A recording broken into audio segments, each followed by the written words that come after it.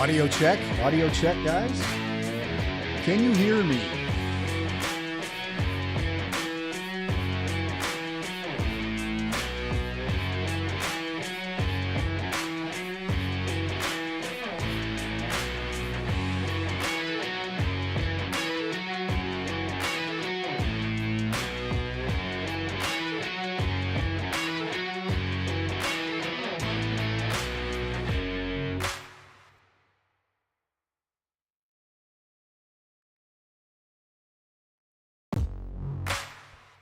Well, let's get this thing going, shall we?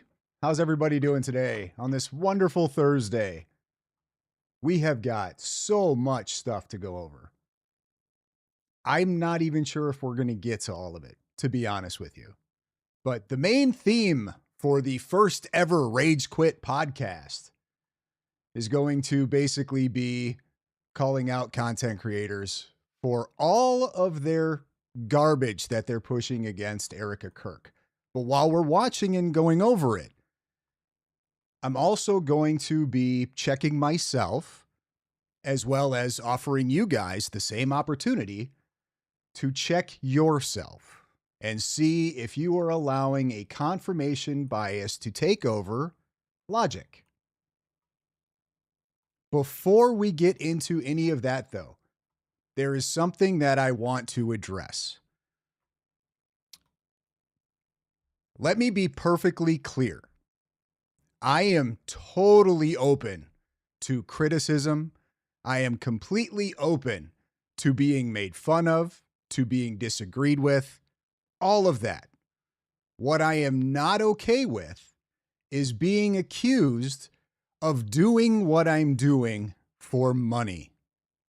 And I'm going to show you something most of you guys probably aren't aware of. But it's a way of me vindicating myself that I am not doing this for money, that this is not a grift for me. This is entertainment for me, but it's also important because truth is important. But there was a few people in my last live that left comments basically saying that what I was doing, I was just doing for the money. And I'm going to show you exactly what I would be doing if I were doing this for the money. Let me show you Exhibit A. Here is a live stream from Valhalla VFT with Ian Carroll. This was back in October. Okay? Here's a super chat that I made to Valhalla, politely calling him out essentially for how stupid he was. Okay? I want you guys to listen very carefully and pay close attention to what Ian Carroll says here, okay? You guys ready? Based off of his character profile that, you guys have done and videos have done, I don't see it. Shout out Bronson. Bronson's got a YouTube channel that I check out from time to time. I've referenced him recently. Shout out to you, okay. Bronson. Thanks for the dono. I will write that down. Bronson, thank you very much. All right, Valhalla, I'll pull up his channel real quick on the side. We can flash it on the screen. Okay. Valhalla, did you ever figure out if you can put a modern stock on an old World War II era Mauser 98? Also, have you seen Matt Tardio, Greenberry's opinion on how possible a 30-06 did that to Charlie Kirk? Yeah, me and Matt. Yeah, and here's the other thing, man. I got another Green Beret buddy who also believes the official narrative or thinks he can make it work. And we disagree, but also Matt Tardio is the biggest simp for Israel you'll ever fucking meet. I love him to death. Love Matt to death. He knows that, but I don't think he wants the official narrative to be wrong. Anybody, I will say this, Ian, have you seen a single, to Bronson's question real quick, can you put a modern composite stock on a World War I era Mauser? I have no fucking idea, dude. Probably not, because like even my Browning right here is wood, and I don't know if there's any way you could do that. Maybe you could, but that's the other problem, is that 30-06, Ian, that picture is not a there is an answer.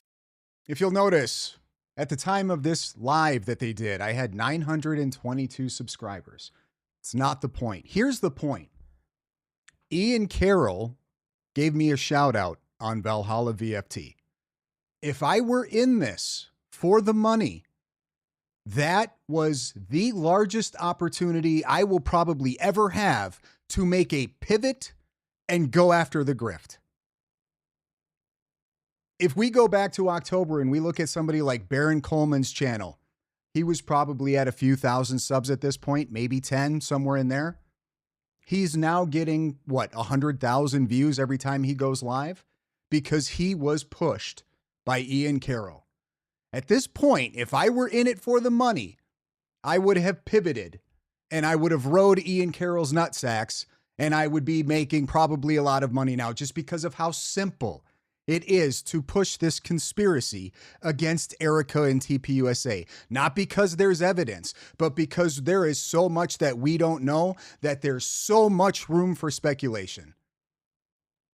So you got, I'm totally cool with criticism. I'm totally cool with being made fun of. I don't care. It's the internet. I enjoy it. Ben did a video basically summarizing my entire Graham Allen episode into 2 minutes? And it's basically making fun of me. It was hilarious.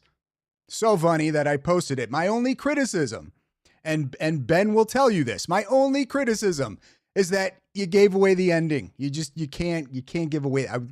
People got to watch it. But that was it. So the one thing I am not cool with is being told that I'm in this for the money. Because if that were the case, I wouldn't be doing what I'm doing right now. I would be pushing the conspiracy. So the first video that we're going to get to today, when we're talking about people coming out and accusing Erika Kirk of just insane stuff, is going to be Heavy Duty Country. This was posted 21 hours ago. Should Erika Kirk be arrested and questioned?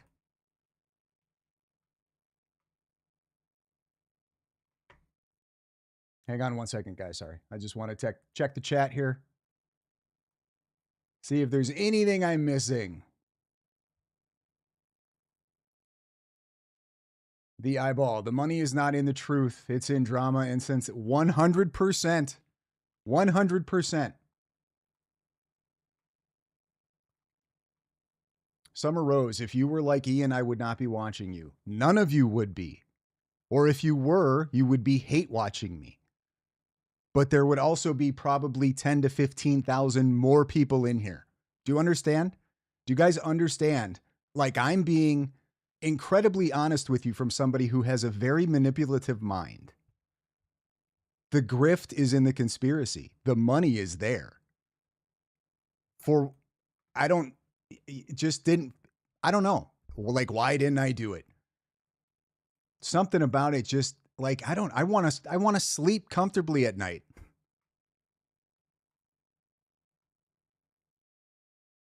It is sad. What's even sadder is how popular it is. There's terrible people out there. That's just the way of the world. The sad part is how popular it is. You could say morals, sure, just didn't feel right. But I'm not, it's not a lie when I tell you guys that I could have easily been a fairly big name in this crap grift. It would not have been difficult for me at all.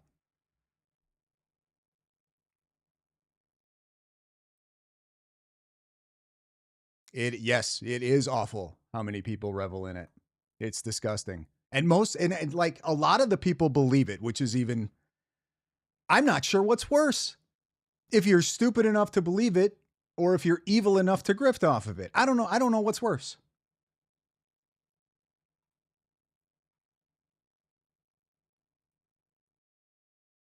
Guess I'm a weirdo, but I don't like BS crazy stories. I mean, if they're innocent BS crazy stories, I don't see anything wrong with that. But when you're messing with people's lives who are innocent, there's a problem. Stupid and evil, a bad combination. Yeah. No lies detected there. I want justice for Charlie. I want TPUSA to thrive. That might be one of the biggest reasons why, because realistically, guys, there's no difference between you or me at all. The The only difference is that I'm just doing videos. Otherwise, I'm right in the comment section on all of these videos. You know what I mean? Like, that's the only difference. So I think what propelled me to do it was like, there was just something about what happened on September 10th. Like, of all the right-wing talking heads, right? Of all the political advocates, Charlie Kirk? Charlie Kirk? Correct me if I'm wrong, but I mean, he was probably like the nicest, best one of them. Like, there were content creators and right-wing political advocates saying far worse things than Charlie Kirk. And that's the one they took. That, I think that's what got me the most. And then to see, like, I just knew from the jump. I knew from the jump that there was going to be conspiracies on this. And as soon as it started going in a really crazy, like that, when I first started making videos, it was just to challenge it. You know what I mean? It was like a thought exercise. Like, okay, this is what they're saying are their theories. Well, let's pick them apart and see if there's anything valid to them. And 99% of them are not valid. The only valid argument that they have is the weird behavior of the 30-06. But we don't have enough information to positively conclude that what happened to Charlie is impossible. But how they go from that to where this has gone is, I mean, like, come on, it's retarded. So anyway, I don't know. I think like just something about it. I was like, okay. Cause I think the first video I did was calling out Range Day Bros stupid theory about the round coming from like the back right or wherever I don't even remember all of these theories, but like that was my first video. Well, I got a lot of hate off that, ton of hate. And just to go back to the Ian Carroll Valhalla VFT live quick, I had a bunch of people come over and watch videos from that live stream. They did not like what they saw at all, because I was pushing back against the theories. I wasn't necessarily like going hard on them as far as calling them names or, you know what I mean? But I was like, I wasn't being soft about it either. I was saying it's retarded. Like Valhalla VFT, right?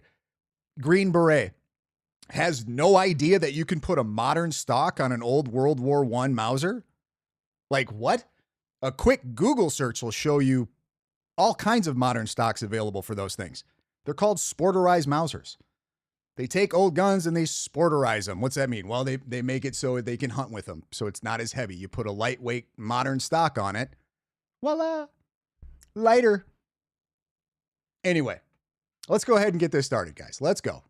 So, folks, the Here's heavy duty Erika country. Kirk and Candace Owens situation has kind of reached I would say a breaking point, to say the least. And now there's a whole bunch of, I don't even really know what to call this. I mean, for me, I just think it's a talk show, but there's a bunch of influencers or just, I don't know, people.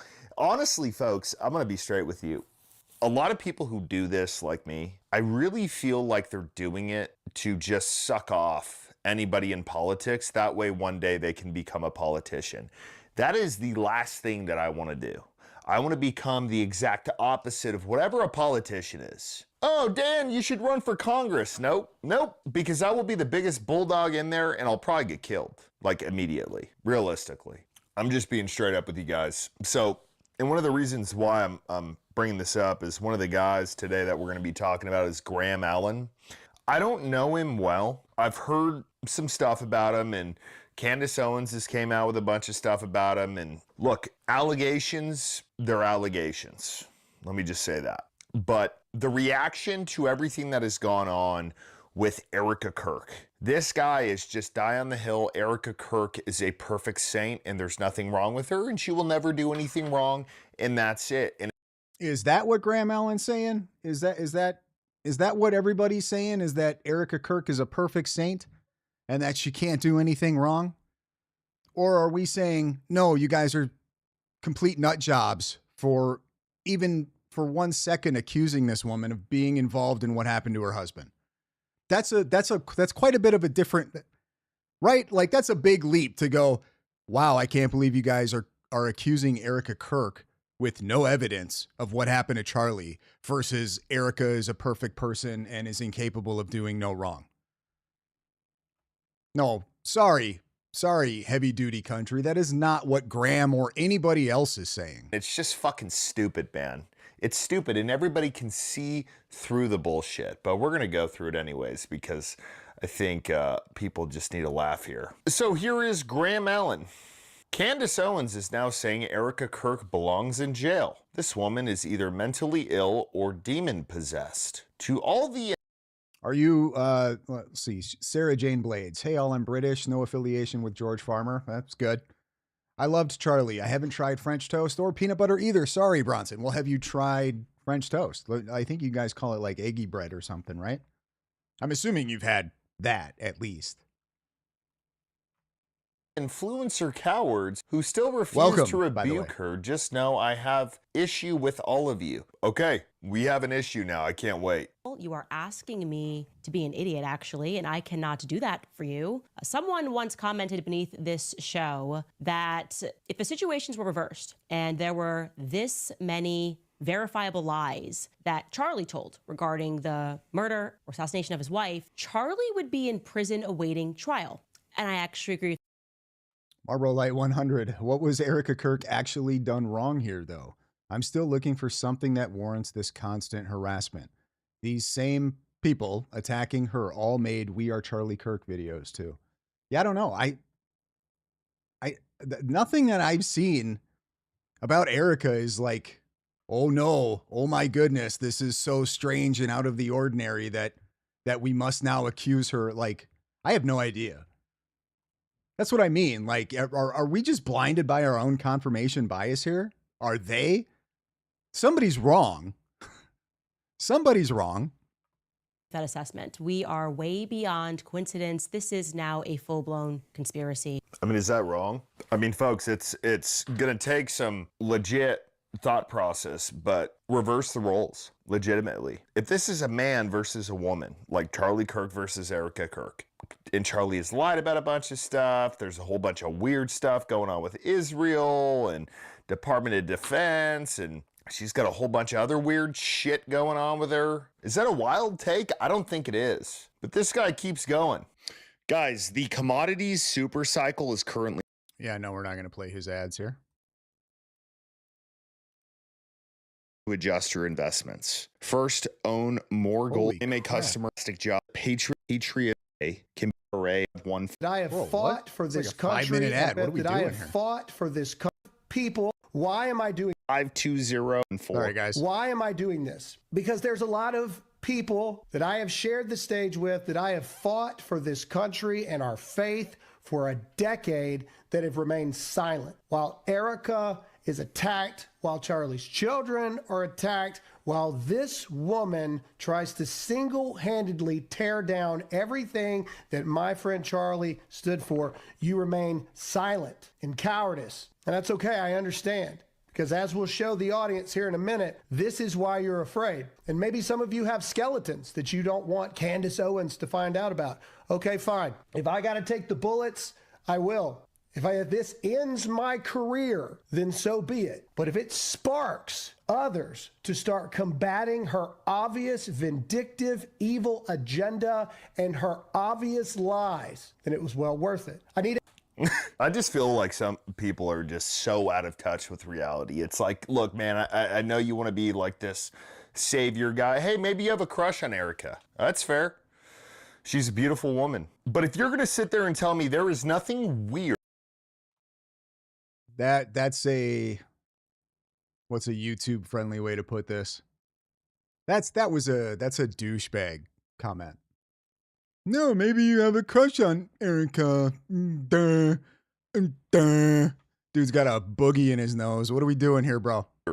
About what has gone on with Erika Kirk, both from her past and everything that has happened afterwards. You're just fucking stupid. You're just stupid. It's not about you, by the way. All of these guys who are against Candace Owens, they're like, oh my God, like, I'll take the fall and I'll, dude, nobody gives a fuck about you. Nobody cares. That is the biggest lie about the shit that I do, about the stuff that all of us do. People think they're special. It's like he's Jesus Christ dying on the cross here. Oh, don't worry, guys, I'll take the fall. Maybe just turn your fucking brain on, man. How about you do that? Can you do that? Clearly not. Everybody always goes, oh, Graham, why can't... What do we think about that, guys? Does he have a point? Are any of the points that he's trying to make valid? Be honest.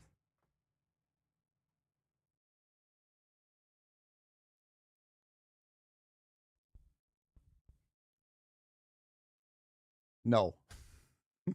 Nope.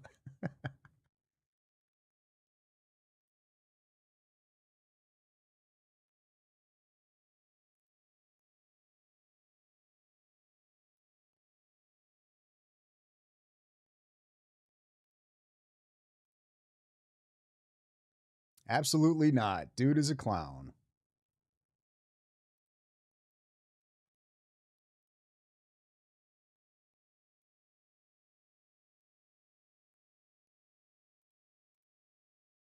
He's just grifting. You do know who he is, right? Heavy Duty Country? Listen, I'll be honest with you. I had not heard of Heavy Duty Country until after 9/10. And I'll be honest, again, I wish I hadn't. So no, I have no idea who he is. The point he makes here about none of us are special. I like to think that's true, but that's not the world that we live in. There are special people. Charlie Kirk was special. Some of the people in that movement are special. What do I mean by special? They have talent. They have skills. They have things that 99% of the population does not possess. So yes, Heavy Duty Country, some people are special. Owens, why? Because she's still doing it and she's still crossing a line with my friend's widow. And maybe you're the type of person that you will allow a friend of yours, their widow, if they were to pass away. Maybe you're the type of person that will not protect that widow. Maybe you're the type of person that would just move on. I'm not. I am not getting to heaven in the pearly gates and Jesus look at me and go, why didn't you stand up there? Not happening. Not happening to me. Another thing I want to say to all of you friends of Charlie out there that have microphones just like I have. Oh, good. Here we are. That came up with Charlie. Many of you I stood on stage with for many, many, many years. Where are you? Why aren't you saying anything? Well, we're right here, buddy, and we're not being a fucking idiot about it. See, you want to go with Captain Save-A-Ho. That's I don't think he was referring to you, Heavy Duty Country. I could be wrong, but I don't think you're the one he's talking about.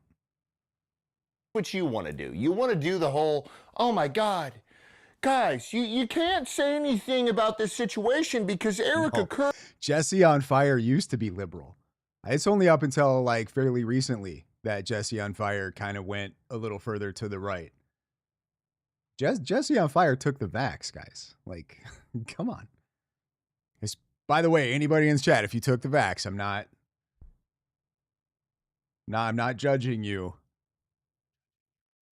Is, she's perfect. She's perfect. Bro, it's so ridiculously stupid, it's laughable. But it's also very serious because you have a show and you've been this figure for a while and you just can't figure it out, man. I don't know what it is. I really am starting to think you probably may just want to date Erika. Yeah, the biggest problem, right, is these guys don't have people in their chat like people like me and Jay Witt and Paramount, like they don't have guys like you in their chat to go, hey, no, you're being stupid. Hey, no, this is wrong. Hey, no, you're wrong. You should really check this. These guys don't have that. They have a bunch of tarred yes men. Makes a difference, guys. When there's nobody to check you on your shit, you can just run amok. Swoop in, man. I mean, maybe that's the thing.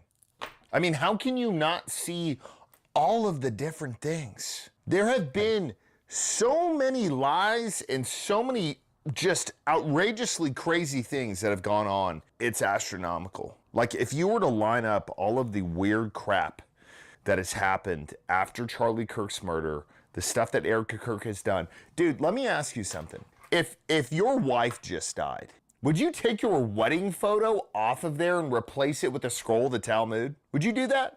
Is that what happened? Have we confirmed that that's a scroll of the Talmud that was replaced? Do these guys not check into this stuff at all?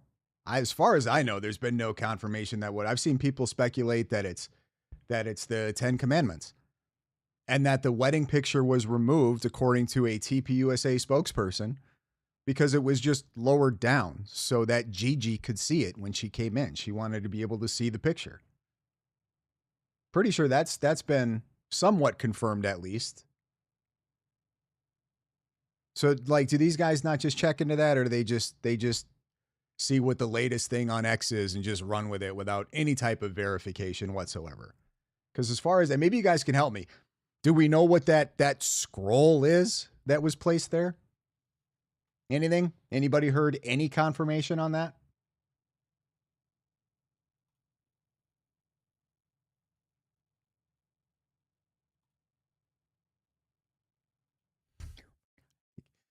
No, no, I don't know about that. Debbie Blue says, "Oh my God, I think he's worse than Candace to watch."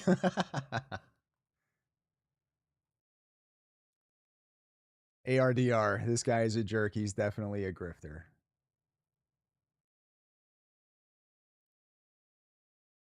Ben says, I can't find anything confirming it at all. I looked as well. Yes, you did. I can confirm Ben looked.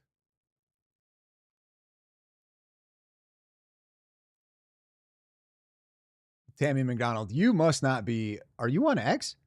This is the first time that you've heard it was a scroll, a Jewish scroll? That was big for like a day and a half.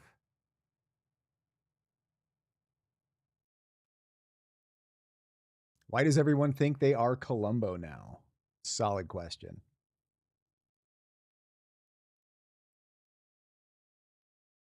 Shania Wilson, oh, this is so dumb. Charlie's daughter wanted to see the photo.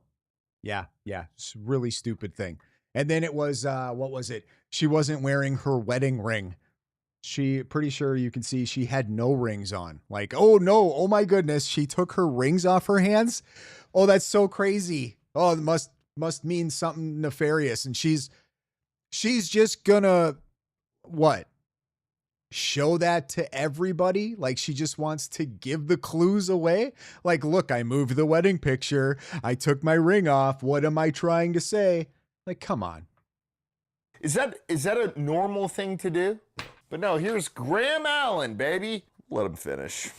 Why are you tiptoeing the lines to not make Candace Owens's audience mad at you, and or worse, Candace herself being mad at you? Perhaps you have skeletons in your closet. I don't know, but I want you to know. Second time he's brought that up, so I imagine he's got a bunch. But look, I will just say this so everybody knows. I don't give a shit if I'm called out by people. Even if I disagreed with something Candace Owens has said, and I think... I don't give a shit if I'm called out by people. I bet he does. I think deep down everybody cares a little bit. Like, I don't like to be wrong, guys. It wasn't fun doing the Graham Allen thing. I don't like being wrong. I don't like being called out. But I'm not like stupid enough to think that I'm somehow like, I don't even know what the words I'm looking for there are. I understand I'm going to screw up. I understand I'm going to be wrong. I'm still going to have my opinion. I'm still going to push it. And if I'm wrong, hopefully I can be corrected. And then I will correct it.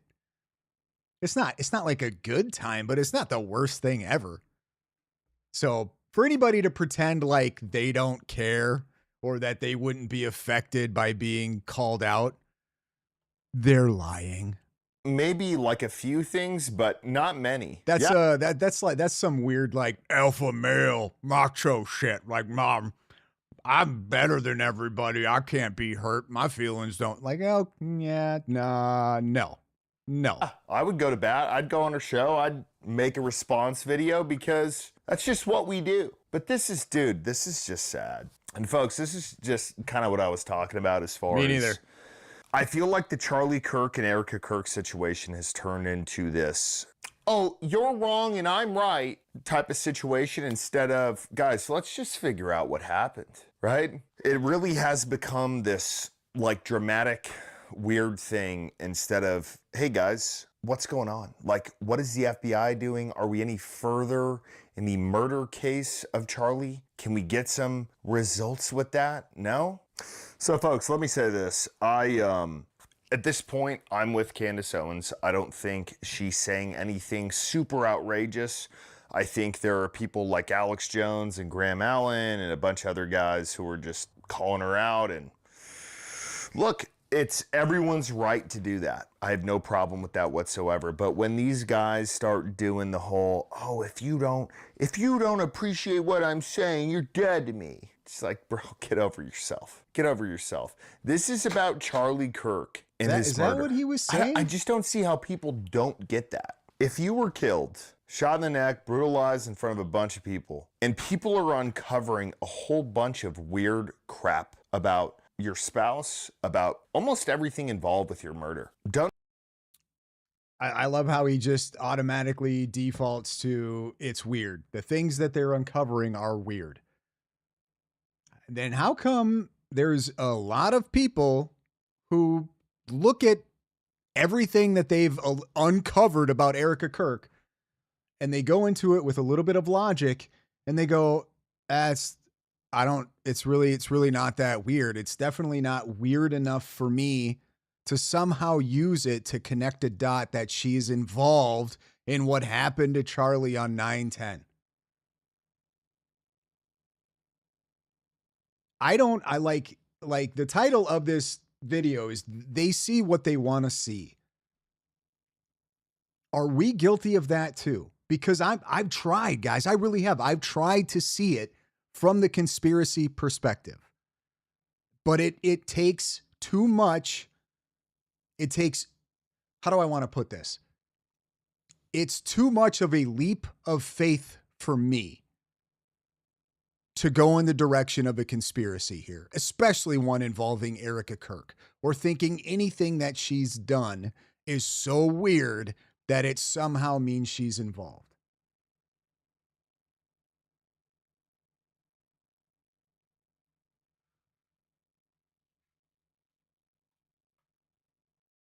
Betsy B, Occam's razor. Yeah, I mean, yes, the simplest explanation is generally the one that's true.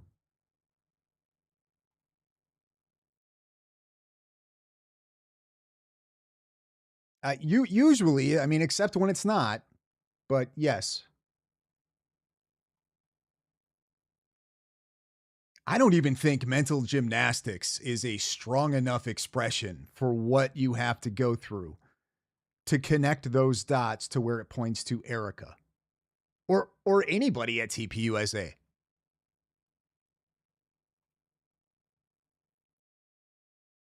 No, this must be part of a conversation that I am not privy to. Ashley Keller, I love a good conspiracy, but this one is just, I agree. I've always looked at conspiracies, always, ever since I can remember. I've always been into them. Not necessarily that I like believe every one of them, but I pay attention. I listen.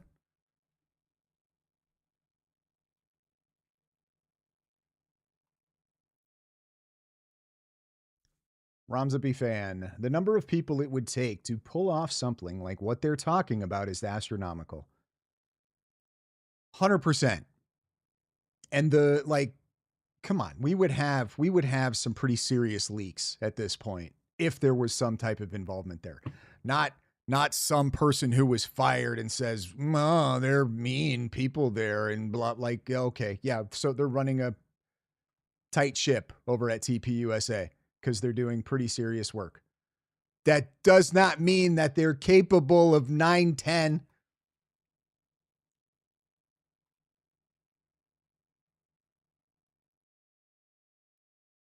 A few years ago, Heavy Duty Country wanted to be a country rap star. That doesn't surprise me. I get that vibe. So he tried to get in good with Ryan Upchurch. Heavy Duty Country sucks so bad that they couldn't take him seriously. So, like, what happened to Upchurch? Is he still doing content? Of course, I'm not on Facebook anymore, and I feel like he was pretty heavy on Facebook. But I used to see Upchurch stuff like all the time. I don't know what, like 10 years ago, maybe. He was pretty funny, but I don't know like what happened to that dude. And I had no idea Heavy Duty Country was in on the whole Upchurch scene, trying to make it in the music biz. Doesn't surprise me. Don't you think it's Let's worth finish this off. investigating? I don't know, guys, but it's sad that the right side of America is just split off at this point. It's a bunch of people who are going to be like, oh, yes, no matter what these people say, I believe it and everything else. And then there are people who are actually starting to think. So Yo, this is okay. Chat's getting a little weird on me, guys. Here, how many Upchurch people we got in here? I did not see that coming.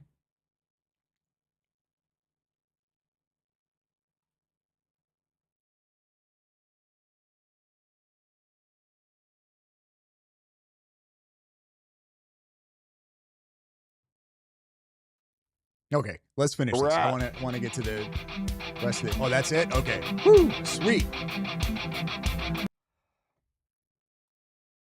So, let's just go over sort of a conclusion with, is there anything that he said, guys, that I'm missing that he makes any valid points on? I want us to be honest. How is our confirmation bias? Because nothing in that video that he said made any like logical sense to me.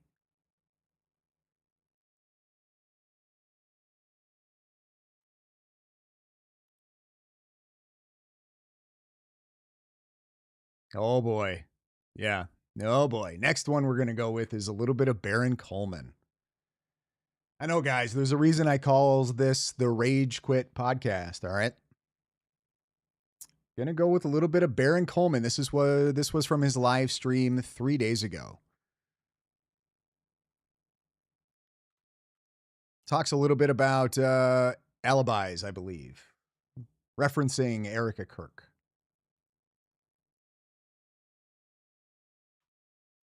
He just tried demeaning Graham. That was pretty lame. I agree. Maybe he should watch my content on how to. Maybe not. Never mind. We won't go there. Like, I feel like I did a better job of critiquing Graham. That was pretty pathetic. And I was wrong. So he's like, come on, guys. He's obviously way off. Oh, no, not Baron. Oh, yes. Oh, yes, Baron.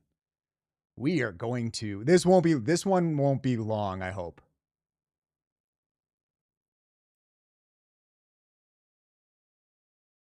She doesn't need an alibi. She's not a suspect. These people are so dumb, says Cloudy PDX. I agree. Even though she has one.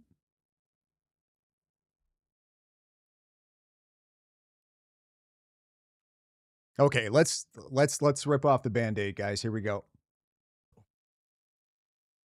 Pull up a slideshow here and share it with you.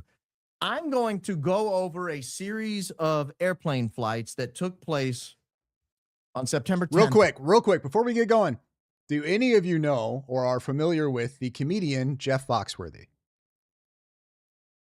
Baron Coleman sounds like a not funny Jeff Foxworthy. Well, really the night before, September 9th and September 10th. This is the night before Charlie Kirk was taken from this mortal coil, and the day of. What I want to do is ask who was on each of these flights, who have we been assuming was on each of these flights, who have we been told were on each of these flights, if we've been told, and who might have been on the flights. What's up, Joe? Because we've been operating under this assumption that we think we know who were on the different flights. Now, I'm setting up a series of shows this week. Tonight is just one part of where was everybody and is their extrinsic evidence pointing to where these people might have been. So tonight we look at airplane footage. Tomorrow night No, Baron Coleman is an idiot. On purpose. He's not stupid. This is not a stupid individual. But he plays a really good stupid individual.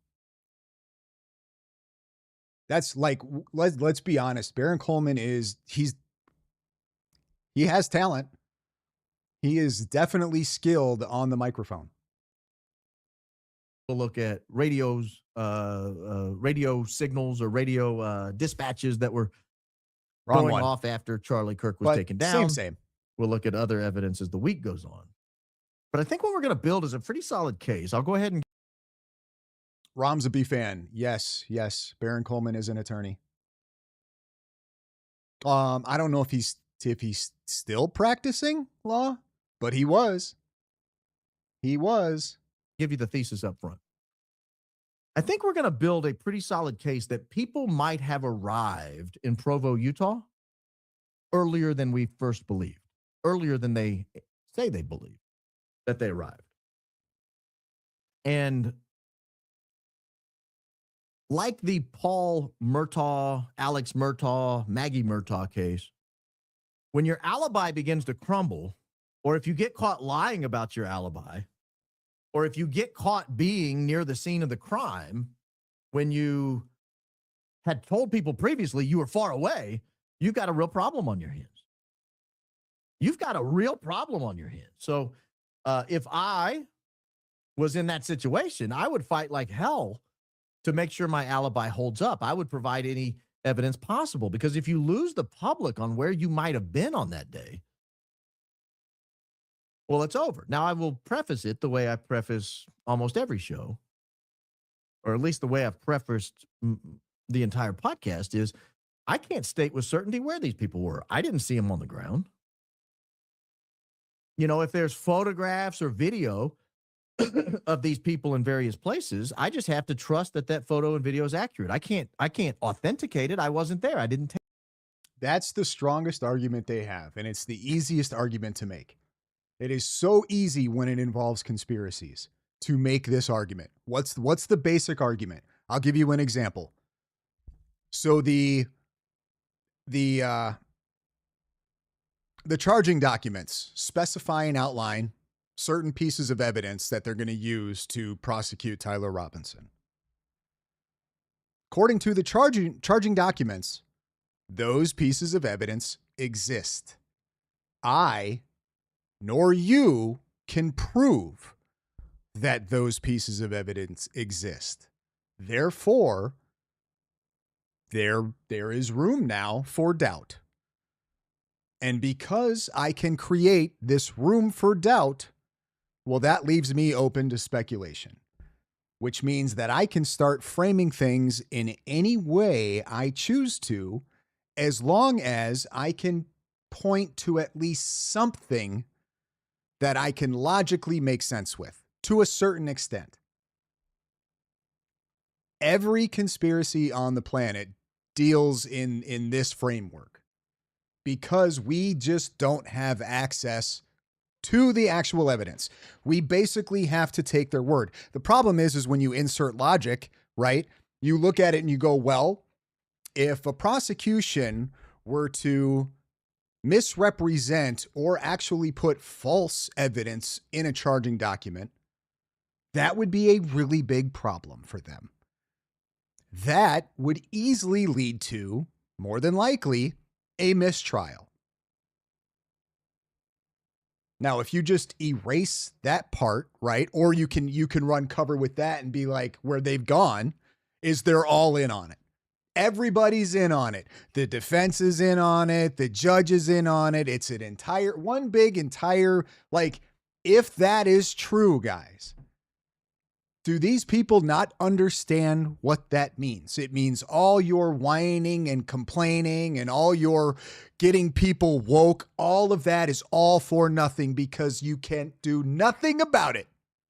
If they are all in on it, and there is that much power and control over everything that's happening, you're wasting your breath. Your vote doesn't matter.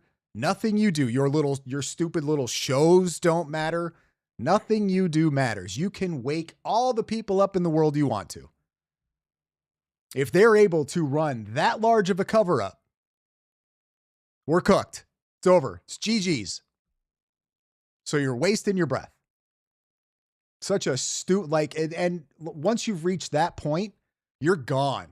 You're gone. Nothing is real. What do you eat? Why are you eat? Don't even go outside. Stay in your shack, whatever you're in, your little house in the woods. Except, don't manufacture explosives and mail them to people. Don't do that. And cut your hair. Make sure your hair's, cut. But how can people live that way? Living in straight, just paranoia and fear. Take it. If it's surveillance photo, if it's photo from other people, if it's surveillance video or video from other people. I'm sure some of you got the Uncle Ted reference there. I can't verify that. If there's radio calls going out over police or fire scanners that state with some measure of certainty that someone is, we might be cooked location, anyway, but that's not something I can authenticate. I can only rely on what I see. I can only rely on what I hear. And so we'll start tonight with the airplanes, because there are some planes that we haven't really looked at. There's a lot of planes we have looked at, but there's some planes we haven't looked at, and I think they play a pivotal role. They potentially play a pivotal role in what we've seen to date. So let me open this with the very first plane. I mean, in all fairness, that's a lot of mouths to feed, I guess. So good for Barron. I'm sure he's doing fantastic. That I think plays a role in this entire investigation. And this is a flight that took place at 12:43 p.m.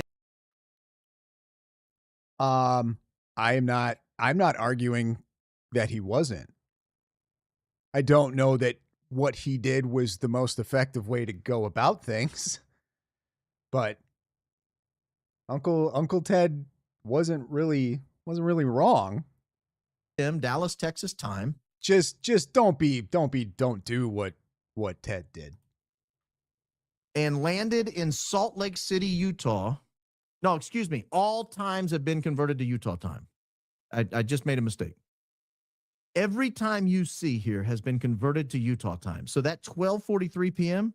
Well, ex-favorite daughter, Barron hasn't had many clients for a long time. I think that's because he kind of sucked. I don't think he was very good. I could be wrong, but I don't think he was very good.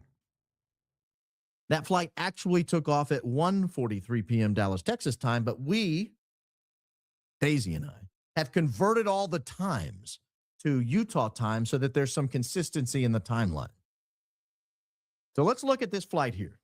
This is American Airlines Flight 2495. We know for a fact that Brian Harpole was on this flight. We know that he checked into the American Airlines lounge with one guest at 11:34 a.m. Utah time. That's 12:34 a.m. Dallas time. But again. Oh, okay. So now we know for a fact that Brian Harpole, weren't they pushing against that? Saying that, he could have definitely just, booked the flight and showed the flight. Doesn't actually mean that he was on the flight.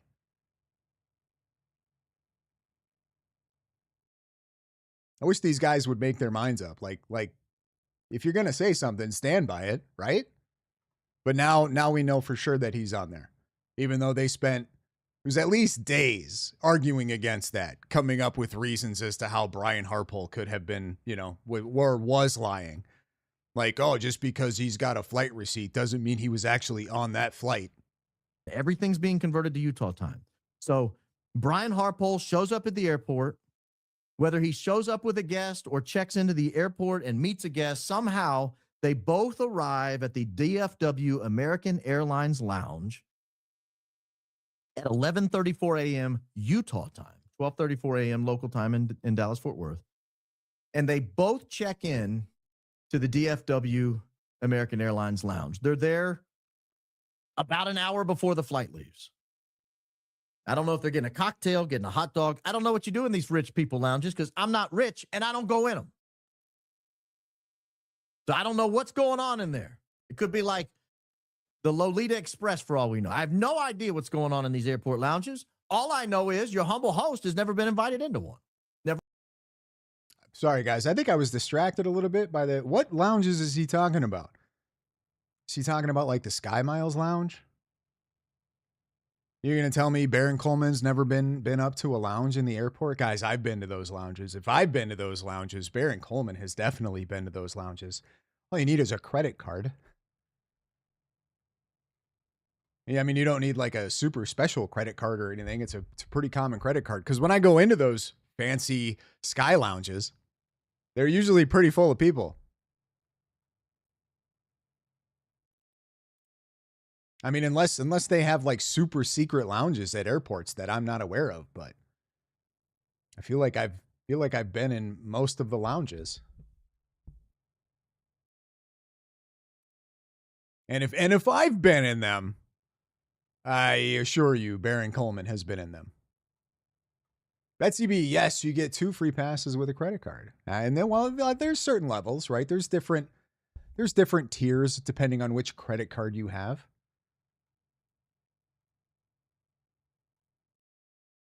Delta Sky has Baron. Yes, Baron has flown somewhere. And I guarantee Baron has been to these lounges. I don't know. What the hell is he talking about? For a day in his life. And I've flown around a little bit.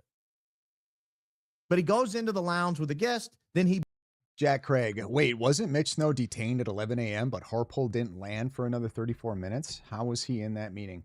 I don't remember the exact timeline, to be honest with you. But it didn't... I remember Gary going over it really well. It didn't line up, like, at all. So I could understand why they had to kind of get away from that one. Boards the plane to Dallas, from Dallas, Texas to Salt Lake City. And he arrives in Salt Lake City at 2:23 Utah time. If you're curious, he did fly business class. He didn't fly coach. 2 goats and a dog. I'm sorry, Uncle Ted was Nugent in my mind. There are 2 Uncle Teds. Yes, there's Ted Nugent, and then there's crazy Uncle Ted. All right, I guess Ted Nugent's kind of crazy too. Listen, compared to Ted Nugent, crazy Uncle Ted was crazy. Ted Nugent was he's just a madman. At least he stepped it up a notch. Now, he's the only one we're going to look at today who flew commercial. Okay, maybe I should clarify, just so everybody is, when I refer to Uncle Ted in the context that would be Ted Kaczynski, the hooded guy with the glasses that sent things in the mail that went boom. I don't know if I can say, doesn't matter. We'll keep going. Everybody else here flies a charter or private jet. Well, now you do. But Brian Harpole, and I don't know whether his guest got on the plane with him or if his guest was just there meeting him at the airport. I have no idea that. I know that Brian Harpole only purchased 1 ticket and went into the, yes, we have a leak out of the office. All right. That would be crazy, Uncle Ted. So I can state with certainty this is fact. And, they can argue with me, but they'll lose. So this happened. Now, initial questions I have, why would Brian Harpole need to show up at Salt Lake City at 2:23 p.m. the day before the event? If you ask yourself, well, surely that was the last flight from Dallas to Salt Lake City on American Airlines. Al contrario, amigo. That is not the case. There were 2 or 3 additional flights that afternoon and evening. I think one around 5, one around 7, maybe one around 10. He chose this one. We don't know why. We don't know why. It might have been a pricing issue. Maybe it was half price for all we know. I have no idea why he chose this flight. If I had to guess, he probably, what most of us would do is just pick the cheapest one, right? Unless there's actually like a specific time that just fits in with our schedule. Most of the time when we're booking flights, we go with the cheapest one available, right? what are we talking about here? We don't know why he chose. Well, if you use logic and reasoning, I think we can probably deduce that he chose that because it was probably the most economical choice. But he chose this flight. He wanted to be on the ground in Salt Lake City at 2:23 p.m. the day before the event. For whatever reason. All right. Now, let's press forward because now we know we have at least Brian Harpole on the ground on that. I don't think it matters. If you're not doing anything nefarious, you're not going to be worried about, you know what I mean? Like, you're not even going to think about it. You're just going to live your life how you've been living your life and doing your job and going about your day. Like, I mean, if they wanted to hide this stuff, they could have. But the fact that it's so available and all of this stuff is so readily available, right? Or they're coming out and showing you, leads me to believe they don't have anything to hide. That day. Now, here are the next series of flights. This is November 560 Tango Whiskey. This is a private charter jet. I think we've been told that this is unrelated to TPUSA, or at least they've seemed to indicate it or avoid that this flight exists. But let me look at this flight carefully, and you tell me if you think this flight is unrelated to TPUSA. TPUSA, as you know, is headquartered in Phoenix, Arizona. Scottsdale, Arizona is home to one Erika and Charlie Kirk.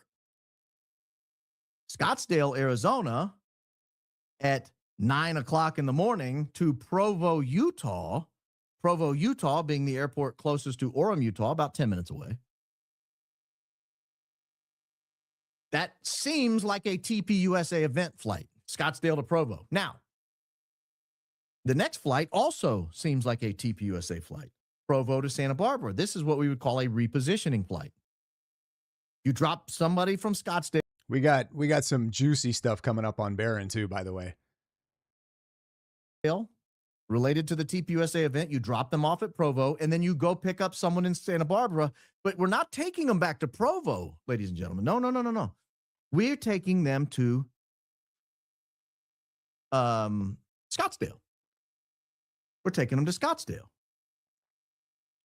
And this is I don't know how he keeps his his audience engaged. Because I only know one person related to TPUSA who lives in Scottsdale. And that's Andrew Colvett. Andrew Colvett lives in... I mean, what's the difference between this and Candace Owens' show? I feel like it's except it's longer. So it's more just long, drawn out nonsense to get to some point. I feel like if you had solid evidence of some shenanigans, you really wouldn't have to do this long, drawn out story to get to, look at this. Holy crap, isn't this crazy? This is insane. Guys, I didn't pre-watch this stuff. I was expecting him to I haven't really watched Barron for a little while. So. I'll explain that in just a minute. Let's see if he's going to explain something in a minute. It's very important finally, maybe. That you understand why that repositioning happens. And I'll explain it on another flight in just a moment. Why not just now? But this is totally consistent with everything we saw that day. Totally consistent with everything we saw that day. Now, next. We don't know who was on this flight. No one has fessed up and said, that's the flight I was on. But if you look at the timing of this flight, this is 1:27 Utah time. 1:27 Utah time, which is 12:27 Scottsdale time. So this is an hour or so after the Big Bang. And then you've got a return shuttle from Provo to Scottsdale coming back. But I'm going to hold that flight. I don't want to go too deep into that one because this flight is the one I really want to drill in on. We have been operating under the assumption this entire time, at least your humble host has been operating under the assumption. And I have a timeline that's going to pull all this together at the end. Don't feel lost. We have been operating under the assumption this entire time It that doesn't this surprise me at Santa all, Barbara Am. to Provo flight was Andrew Colvett showing up. I no longer believe that. I believe this flight was Andrew Colvett's wife showing up. And I believe they flew on 2 separate flights, and I think I have evidence of that. So keep that in mind as we go forward. Because I think Andrew Colvett came in on this flight right here. This Scottsdale to Provo flight right here. No, I don't. Scratch that. I don't believe that either. I think he came in on this flight, but we'll get to that in just a second. Can't even keep his shit straight. Can't even keep his own shit straight. They're so all over the place with this garbage. They can't even keep it together long enough to get to a point. 100,000 views, though.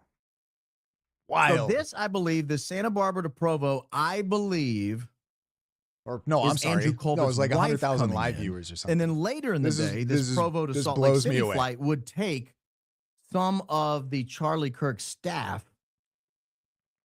from Provo, from the... Now you're lost? Now you're lost? I've been lost this entire time. I wish he would have said, here's the point I'm going to make, and now I'll show you why this is my point. I think that would be a way better way of doing this.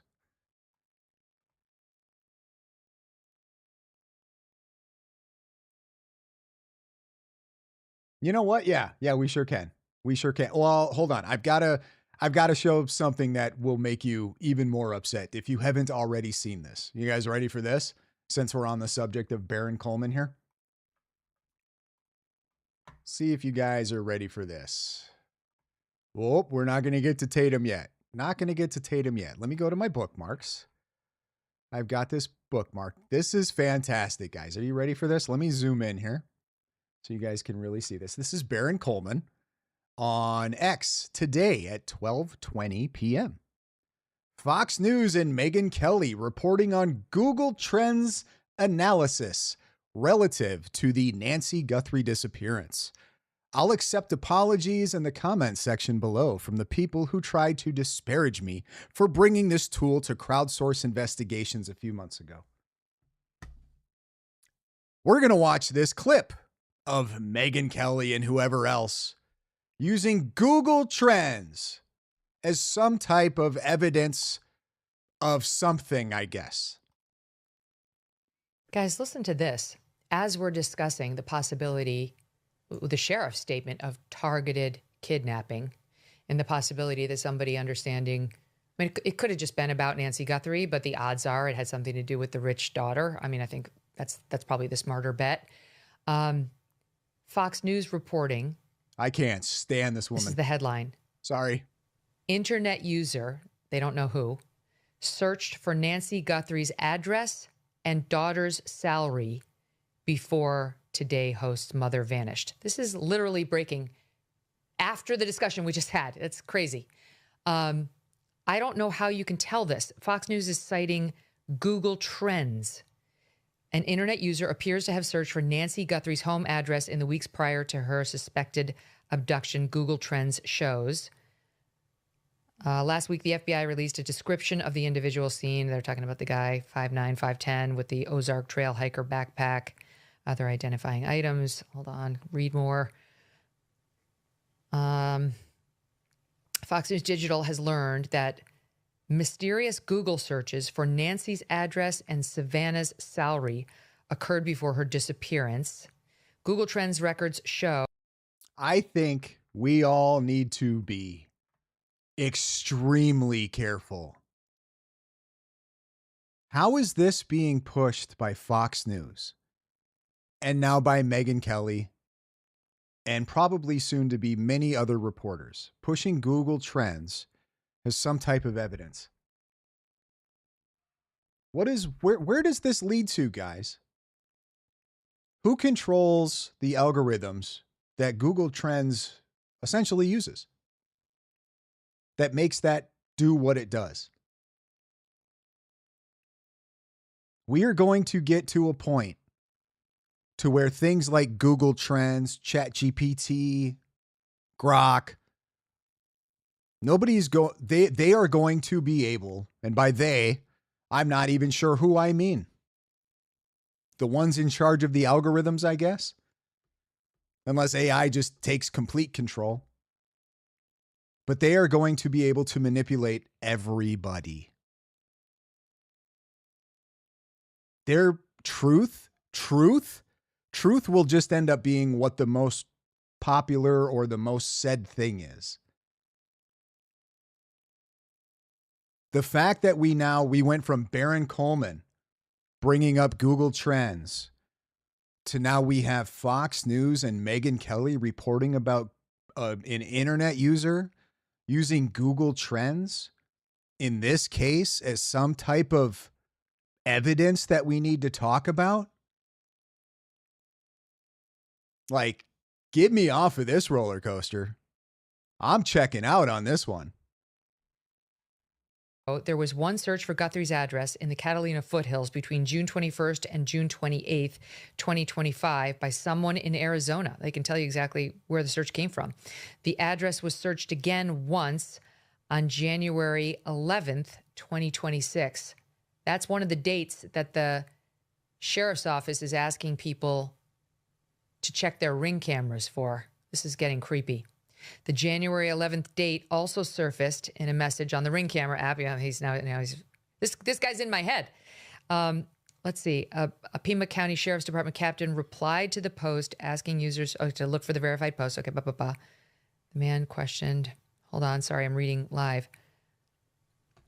Where's the part about him searching pre-offense Savannah's behavior? We talked about this week. Yep. Yeah. Wait, stand by. My crack producers texted it to me. They can read faster than I can. There were two separate. Which one is it, Debbie? Is it which text? I have three from you here. There were also two separate Google image searches for Nancy's address in Arizona. One, again, sometime between March 1st and 8th, 2025. Oh, Google image searches, guys. Google image. Why is she talking about this at all if she didn't already have this? Like, it's not very professional just to bring this up on the fly, is it? Searches in addition to like just typing in the Google search bar. Okay, also two separate Google image searches for Nancy's address in Arizona. One was sometime between March 1st and 8th, 2025. The other was between November 30th and December 1st, 2025, specifically looking for images or a map of the home. In addition to the address, in the days leading up to Nancy's disappearance, quote, Savannah Guthrie's salary was searched from Tucson sometime between December 13th and 20th. For comparison, CNN anchor Anderson Cooper, who grew up in New York City, generated one search for Anderson Cooper's salary in the New York City area between March 29th and April 5th. Fox News' Sean Hannity also grew up in New York, and Sean Hannity's salary was searched once between May 3rd and 10th, 2025. Whoa. What do you make of this? Yeah, we've been talking about this since the beginning. Victimology, about our victim, all the family members, friends of family members. Does Megyn Kelly even know what she just said? And then she just ends it with, whoa, what do you think of this? I don't even think she knows what she just said. But then going to the offender himself, what were they doing in the weeks, if not months beforehand? One of them is obsessive, internet interest and usage, and who's looking up the parties here involved in this particular case. And of course, that includes starting to buy materials, backpacks, ropes, all these things, the Uncle Mike holster, whatever's in there. But it's no surprise to me at all, as we said earlier, and my partner and I are going to put out on our Cold Red podcast later today, the full profile of this person. The pre-offense behavior includes this type of activity. And if anyone knows the person, and their computer has those images locked in there somehow, or a search history, that's a person we're going to talk to, and the tip line should be called. Yes. What do you think, Will?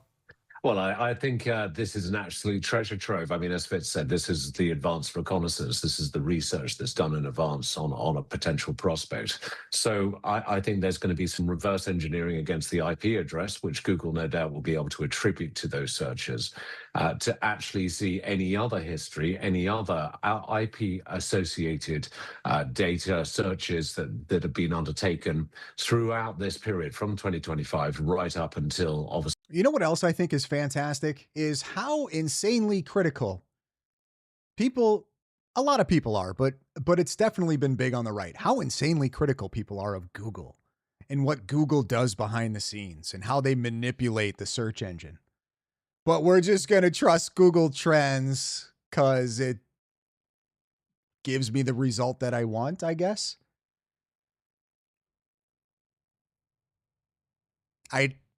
Okay. Yep. Hey, Google, guys at Google, will you please dig into this and go back and give us a thorough report on what exactly Google Trends is showing us, and we will just believe every word you say. I don't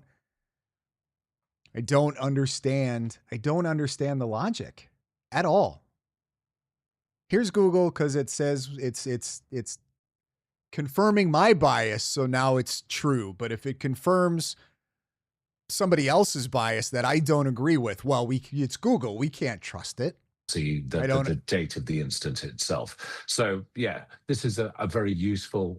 Everybody's right and everybody's wrong all at the same time. That can be now hunted through, and with Google's assistance, that they could be obviously warranted or subpoenaed to assist them on this. And ultimately, this is the sort of thing that Google would love to, no doubt, to be able to assist them with.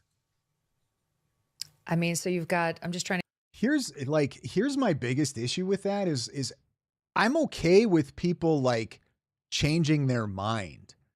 Do you know what I mean?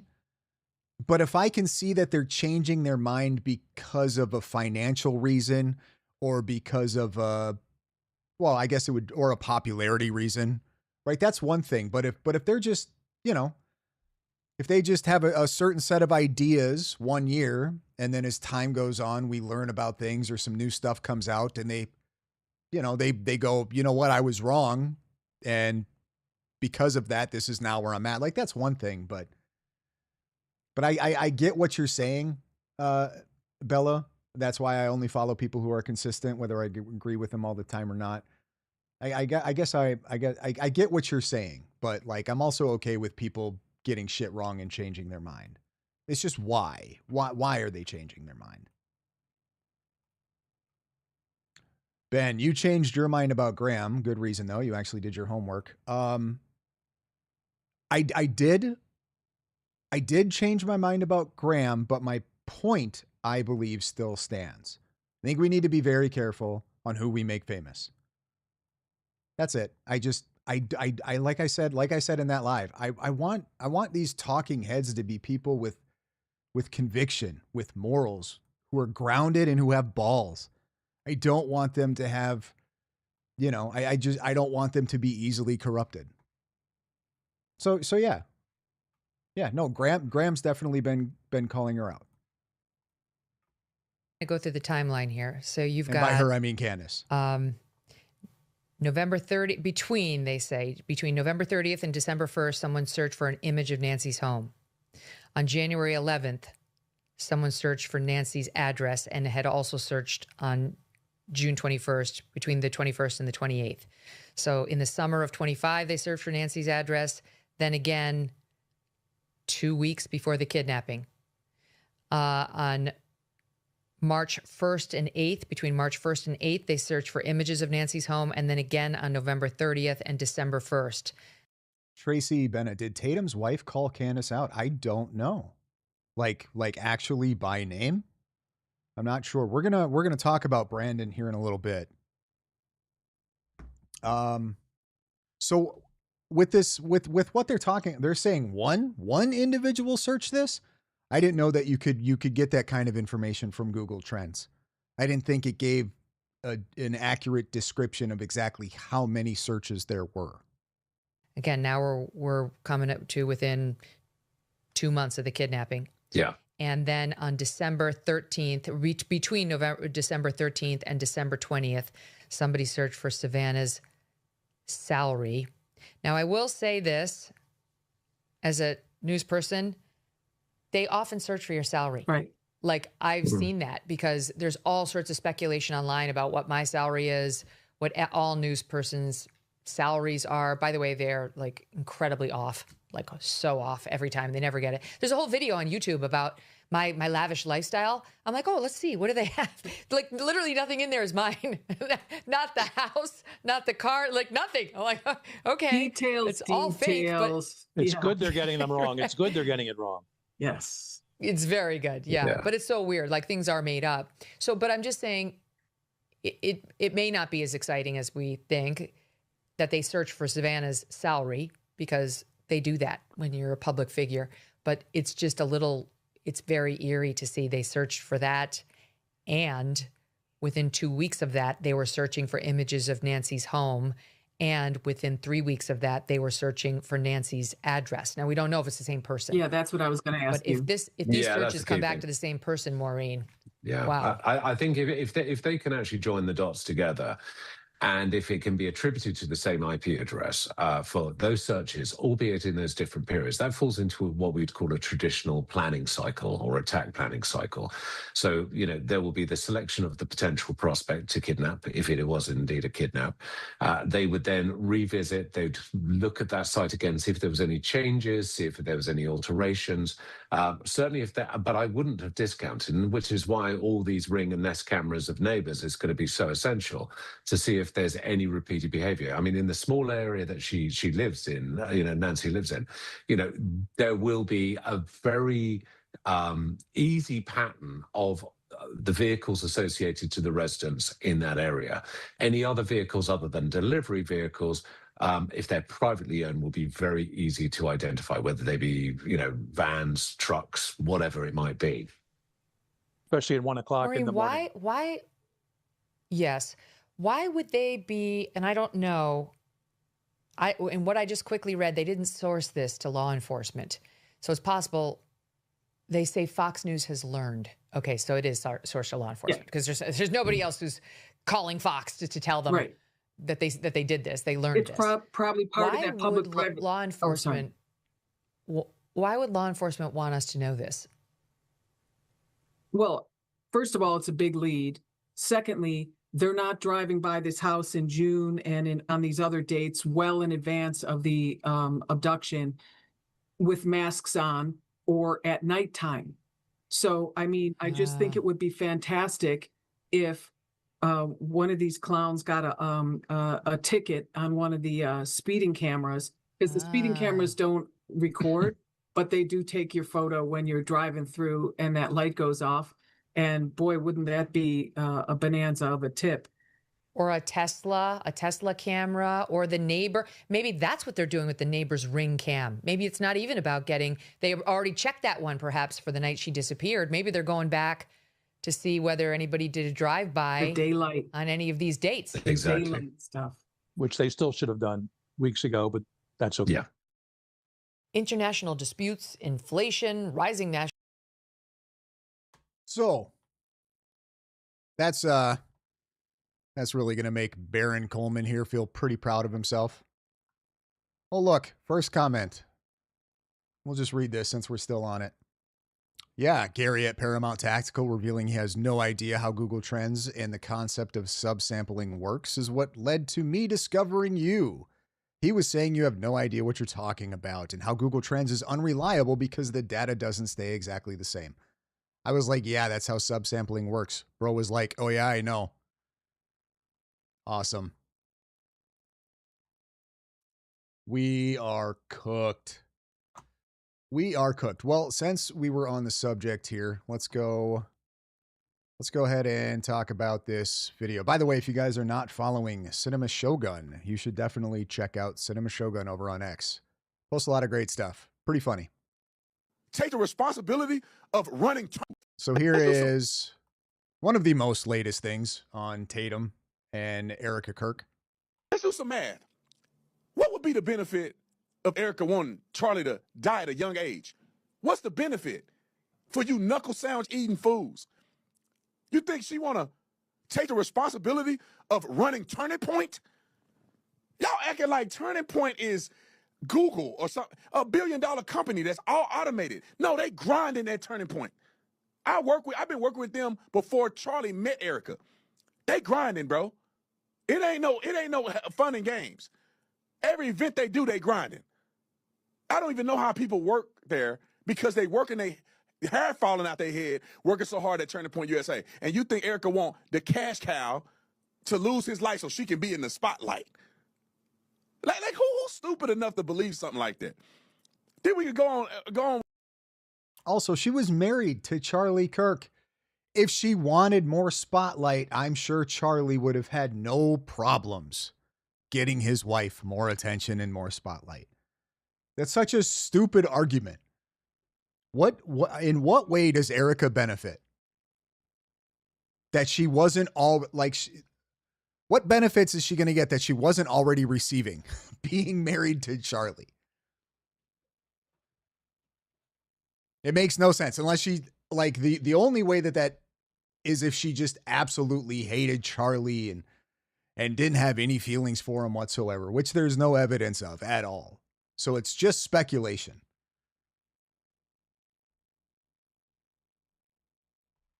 With this, like she want him to pass so she can reap some benefits. Charlie Kirk would have been the president. You think if she wanted to take advantage, let him be the president first. Look, Tatum makes solid points, making solid points. Call it out by name, will ya? Quit being a pussy, dude. Call her out by name. I know stuff that most people don't know. And I'm trying to hold my tongue. You know what I'm saying? You're okay, cool. You're close with Candace. Find somebody else to get close to. Just how it is. Why? Why protect a relationship with somebody that toxic? Find some new relationships. Plenty of people out there. Call it out, dude. But when I see people attacking Charlie Kirk's widow, it's insane to me, bruh. When I see people who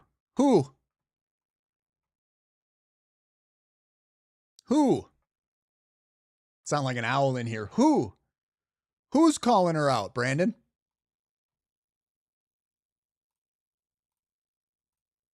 Somebody said he did. Did he do another video today? Oh, by the way, guys, this is the news article.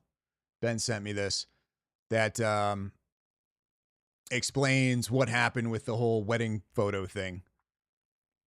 It was from Newsweek, looks like, back on February 11th. Let's see where it says. A spokesperson.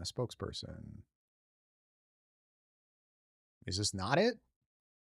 I could have swore this was it.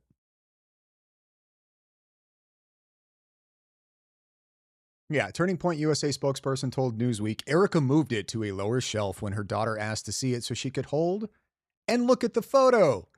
It's still on the studio shelf, just lower down where her daughter can look at it whenever she's in the room. Stupid point by stupid people.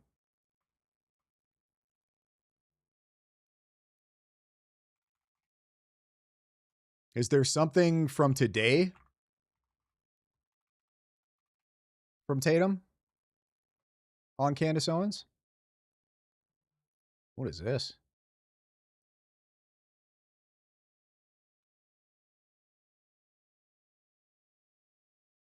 Is it on a short, maybe?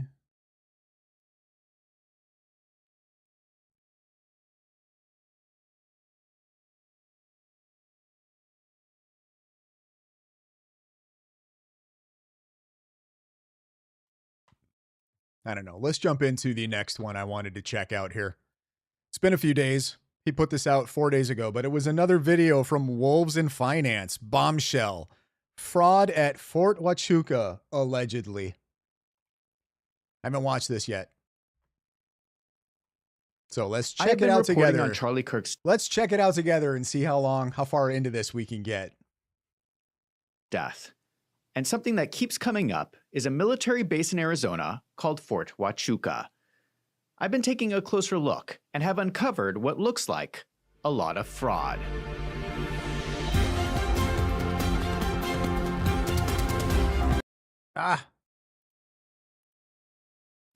Now, if you believe the FBI story that it was a lone gunman with a .30-06,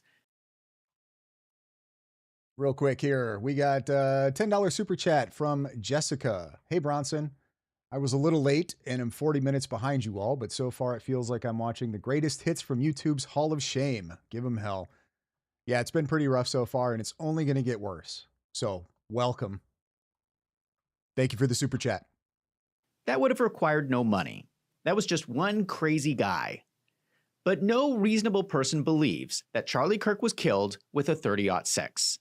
That means that Tyler Robinson was working with someone else.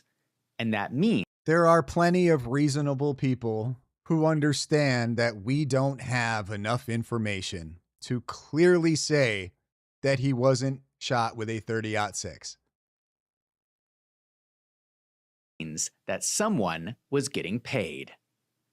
Now, anyone who's been looking into the story knows it is more likely that a lot of people were involved. There was a strange plane circling overhead. 100%. 100%. I talked about this in my video that I put out today where I was covering Alex Jones' interview with Patrick Bet-David.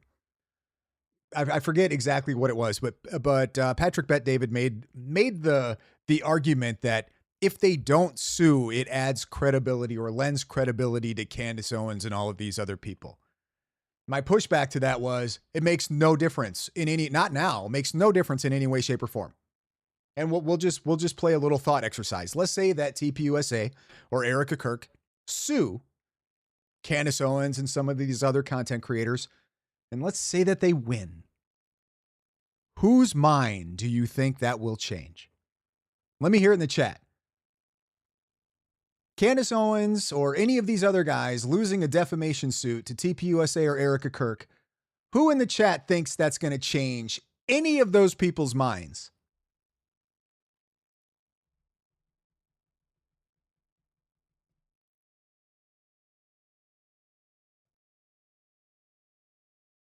Seeing a lot of nobody. Seeing a lot of nobody in the chat. Now, let's say we got to play the other side of that. If Erika Kirk and TPUSA try to sue her for defamation, right? Public trial. Nothing comes out necessarily that proves Erika or TPUSA or anybody there had anything to do with what happened on 9/10. But for whatever reason, they just aren't able to win a defamation suit. Is that going to change your mind on whether or not Erika or TPUSA were involved in what happened on 9/10?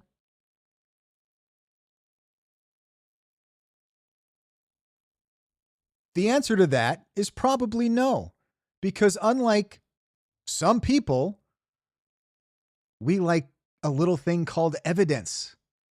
We generally, for whatever reason, try to use logic and like to base our opinions off of real, actual evidence. I know that's crazy. I know that's a crazy concept nowadays. But I think it's the right thing to do. You can speculate. What you can't do is just come out and make outright accusations against somebody with no evidence, with only speculation. That's stupid. And in bad faith. And if anybody is acting in bad faith, I personally don't want anything to do with them. People reported seeing drones in the air. There was the old man, George Zinn, who falsely confessed to be the shooter as some sort of decoy. It was reported that while he was receiving medical treatment, George Zinn told multiple people that he was expecting to be paid for his action. Correct. It's almost at this point like the right or the left. It's almost kind of the same thing. I could see people having or being uncertain about things, maybe like week 6, week 8 of this. But at this point, nothing is going to change anybody's minds. Even if, like I've said a dozen times, even if this goes to trial and all of the evidence comes out in trial and it all points to Tyler Robinson, like overwhelmingly shows he is 100% guilty, it's still not going to change their minds because they're going to be able to fall back on the evidence is manufactured. It's not real. They've had it for how long? They could have manipulated it. There's going to be so many different excuses that they can make to justify their narrative. Yes, they will say it's fake. 100%.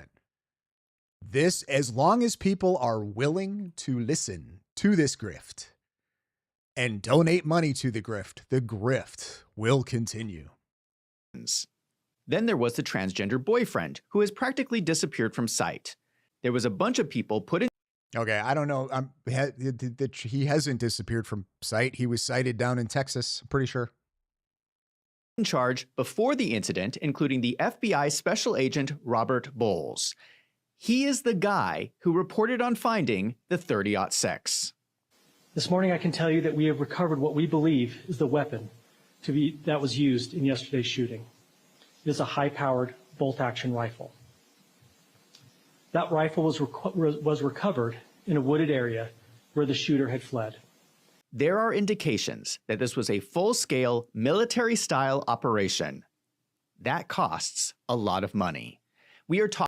What are those indications? That's a really bold claim to make, that this was a full-scale military operations. What indications?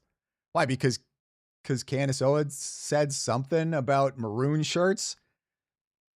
Talking an enormous amount of money. Or was it the, from everything I can tell, the terrible shot taken at Charlie? Is that evidence of a full-scale military operation? Y'all just got the worst shooter possible? That's my funnest. That's like my funnest argument with these people is military, definitely military. Really? I mean, don't get me wrong. There's some people in the military that can't shoot for shit, but they're not going to get hired to do a job like this. What makes you think it was a bad shot? It's common sense, guys. You're gonna aim for the head or center mass. Most of the time, center mass, unless you're concerned somebody has body protection on. Or unless you want to make a statement. Either way, I can't imagine that whoever took that shot was aiming where that hit. That would be a really weird place to aim. For one, it's a much smaller target to hit. And for two, it's just not what you're taught. You have to pay for the people, the equipment, the planning, the training, and not just for the event itself. You have to pay for the cover-up that went on for months. Now, I'm aware that after Charlie Kirk's death, Turning Point raised a lot of money. There were several large money transactions sent to Turning Point. But that was after the assassination. Where did the money come from? No way, guys. No way. Maybe one of the most tragic public events in American history. And they were able to raise money? No, you don't say. Wow. Like, duh. No shit. Unknown people get a viral story put out and can raise money on, what are those? Like Give, Send, Goes, right? People you've never heard of. You hear a tragic story of somebody that, and all of a sudden it's viral and they raise a couple of $1 million. 9/10 happens and it's a shocker that TPUSA was able to raise funds. From before. Must be fraud. We are talking about assassins. I don't know how much you know about accounting for criminal organizations, but assassins do not accept credit. You cannot purchase an assassination on your American Express card. That money had to come from somewhere. I'm going to tell you where I think it came from. But first, I want to start by putting in context why this is so important. Pretty sure they're either going to take Kash or Monero. This month, the head of the FBI, Kash Patel, said this. Are you convinced, seeing what you've seen, that this one shooter is the one guy? Well, I got to be careful on comment on the evidence. As you know, it's a state court proceeding. It's a state murder charge. And as you know, you've covered this longer than everybody else. Those take a long time, if not years, to adjudicate a murder case. And that's what's going on. My job at the FBI is to ensure that they have the... This accountant just knows everything. I mean, if he was so smart, I have no idea why he became an accountant. That's like, I went to school for accounting. That's... F that. I'm good. I'm good. That's definitely, no, never mind. We're not going to say that. Let's keep going. The evidence that they need from my agents that were on the ground that collected it, and we provided it to them, and we will continue to work with them and take our direction from the state prosecutors. At the end of the day, Charlie was my friend, a dear, dear friend. The worst thing that could happen is we somehow taint the evidence of the jury pool by making a statement or commenting and stylizing the evidence, and that ends up in a... It's just more evidence. They understand the audience that they're playing to is retarded. They have to explain that an assassin isn't going to take a credit card payment. Fucking what? Wow. Wow. Mistrial or even an acquittal. So what I'm guarding against is that, and we will continue to provide support. All right. He says it is a state court and the state police are investigating. This is Kash Patel publicly stepping back and saying the FBI is no longer involved. This is a local state matter. No reply says, are you guys not aware of who Zach from Lowe's and Finance is? Wolves and Finance, I'm assuming you mean? He's the accountant, or was the accountant, for the spaceport, and him and his boss were stealing from the company. And you got fired. Why would I have no idea who this dude is. All I know is that he's completely full of shit and really bad at what he does. But apparently, maybe I got to take that back. Maybe he's really good at what he does, fooling stupid people. But that's not hard. That's not a difficult task. How about that screenshot, though? God, look at this guy. I find this statement shocking. A political assassination is absolutely within the FBI's jurisdiction. For him to say this is a state matter and he's going to let them deal with it is absurd. If Charlie Kirk was his personal friend, why doesn't he take personal charge over the investigation and make sure that justice is done? The problem with the state police and the state prosecutors is that they are more susceptible if there is corruption within the state of Utah. Let's imagine that there are a few powerful people in the state of Utah who are somehow involved in Charlie Kirk's murder. Well, if you are a police officer with the Utah State Police and you've worked there for a decade, you are more likely to just go along with what the power... I mean, I guess I'm not 100% certain on how that whole law enforcement structure works. I don't know if I'm pretty sure the FBI has to have good, he can't just run it like an authoritarian. I believe the FBI, they have to have a certain amount of evidence to be able to go in and take over an investigation and make it become a federal matter. Right? I think that they can assist on something, but unless they have strong evidence that it's a federal matter, they can't just go in and decide you know what, we're going to be in charge of this. And even if they had, wouldn't that lead more to the conspiracy? Wouldn't they just be using that as why is the FBI taking over the investigation? This is a state matter. So what difference does it make? So on one hand, it's, how come Kash isn't more involved? And on the other hand, it would be, why is he so involved? So they can't win either way. So these guys, come on, stop pretending like you actually give a shit about logic. Powerful people want because it is good for your career. Same thing with the state prosecutors. Same thing for the state judge. All of these people are susceptible to pressure to screw up the case. In all fairness, I will take obnoxious over boring any day of the week, no matter how much I can't stand the words coming out of your mouth. If you can at least use some fluctuation in your voice or make your point, at least Wolves and Finance is steadily drop. They're terrible points, but at least he's just steadily dropping nonsense. He's not doing this long, drawn out, I don't know what the hell you're talking about lead up to get to a point that I don't even know you can make. Right? Am I crazy?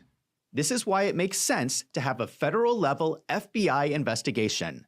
I believe the reason Kash Patel is stepping away is because the White House wants to distance themselves from the investigation because they can see that it is falling apart, and they want to be able to put the blame on the state prosecutors.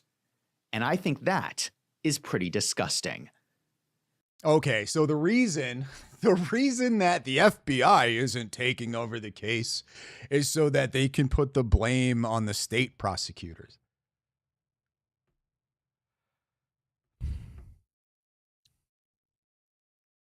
I just need a 2-second break to let that logic sink in.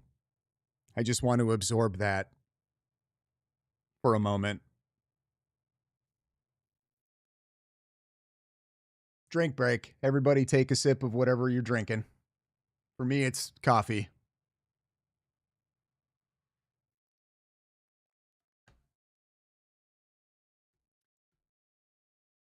So the FBI is not taking the case because they know it's a bad one and they want to put the blame on the Utah prosecution when this whole thing falls apart.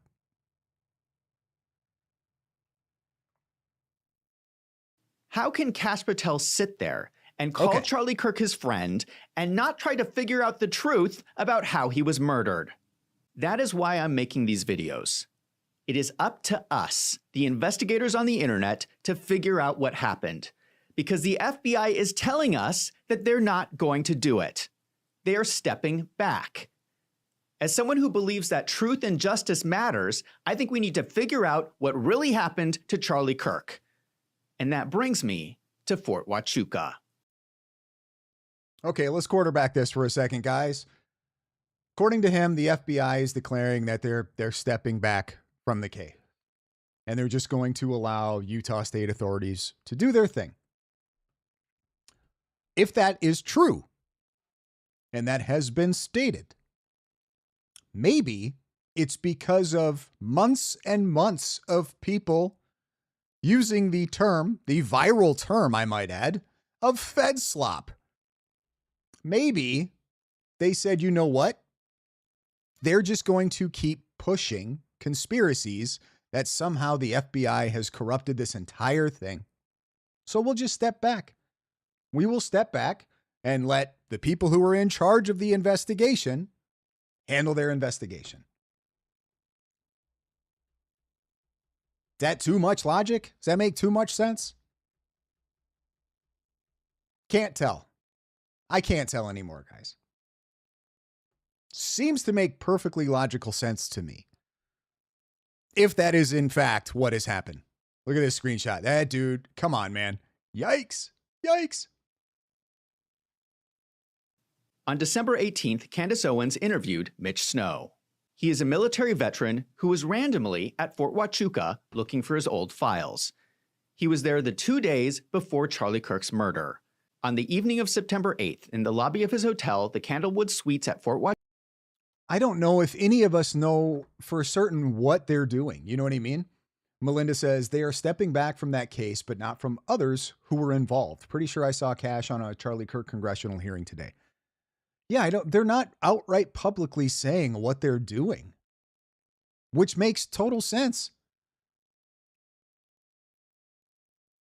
And realistically, guys, like, we have time on our side. If there is nefarious things happening, it will all come to light eventually. We don't need crazy psychotic speculators just pulling at whatever little thing they can to make it seem like there's something nefarious going on. Just give it time. Just give it time. Huachuca, he reports that he saw Erika Kirk.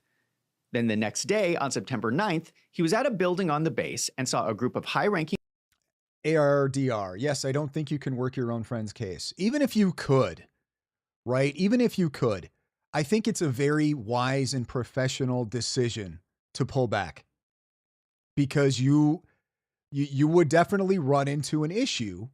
You very well could fall into a trap, such as people are only human, but you could start trying to connect dots that aren't there because you want it to be true.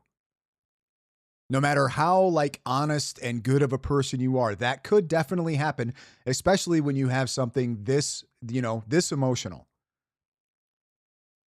So yeah, I think if anything, that's a really wise professional decision to make, is to go, you know what? I'm too close to the situation. I'm going to pull back and let somebody else do this. Yeah, no, I think that's a, I don't know if you could, maybe you can't, maybe there's too much of a conflict of interest there, but even if he just made that decision on his own, I think that's a wise decision. Lieutenant colonels was someone who looked like a congressman. They walked past Mitch Snow as if they were leaving a meeting. Brian Harpole, the head of security for Turning Point, was walking with them. Not only that, there was another man who looked like Cabot Phillips, who Mitch Snow had seen in the hotel lobby with Erika Kirk the day before. If you do not know who Cabot Phillips is, he is a senior editor at the Daily Wire. There are Instagram posts that show that Cabot Phillips was supposedly in a relationship with Erika before she was married to Charlie Kirk. Here's a photo where Cabot Phillips says, "Yes, we're that couple who gets painting lessons together." Here's another conversation online between Erika Kirk and Cabot Phillips. She says, "Girlfriend does the same and double taps the photo to like it." Cabot Phillips says, "Former roommate sees picture and smiles at phone." This conversation happened around 10 months before Erika Kirk had her first date with Charlie Kirk. Here's a strange photo of Cabot Phillips with pizza. This was his most recent video, which was posted 4 days ago, February 15th, 2026, and has over 400,000 views. That cease and desist has done wonders for his career. Tattooed on the inside of his lip. He must really like pizza. Kent Fransve, Erika's dad, has only 16 friends on Facebook. One of those To be friends, fair, that's just when he posted it. I have no idea when he did this recording. You know what I mean? is Cabot Phillips. So Mitch Snow is claiming to have seen Erika Kirk and Cabot Phillips at Fort Huachuca on September 8th in the lobby of the hotel. And then he saw Cabot Phillips and Brian Harpole on September 9th leaving the meeting. And let me just say that all of this is allegedly. Mitch did not know who any of these people were until after the news broke about Charlie Kirk. And then he was watching the news reports and saying, wait a second, I saw these people on the 2 days before the murder at Fort Huachuca. Why would Erika Kirk be at Fort Huachuca with her ex-boyfriend 2 days before Charlie Kirk was murdered? And where is the FBI? Leave a comment down below if you think that this is something that Kash Patel should look into. This is further corroborated because while Mitch Snow was at that building on the base where he saw the meeting, the military staff got nervous. They said Mitch wasn't supposed to be there.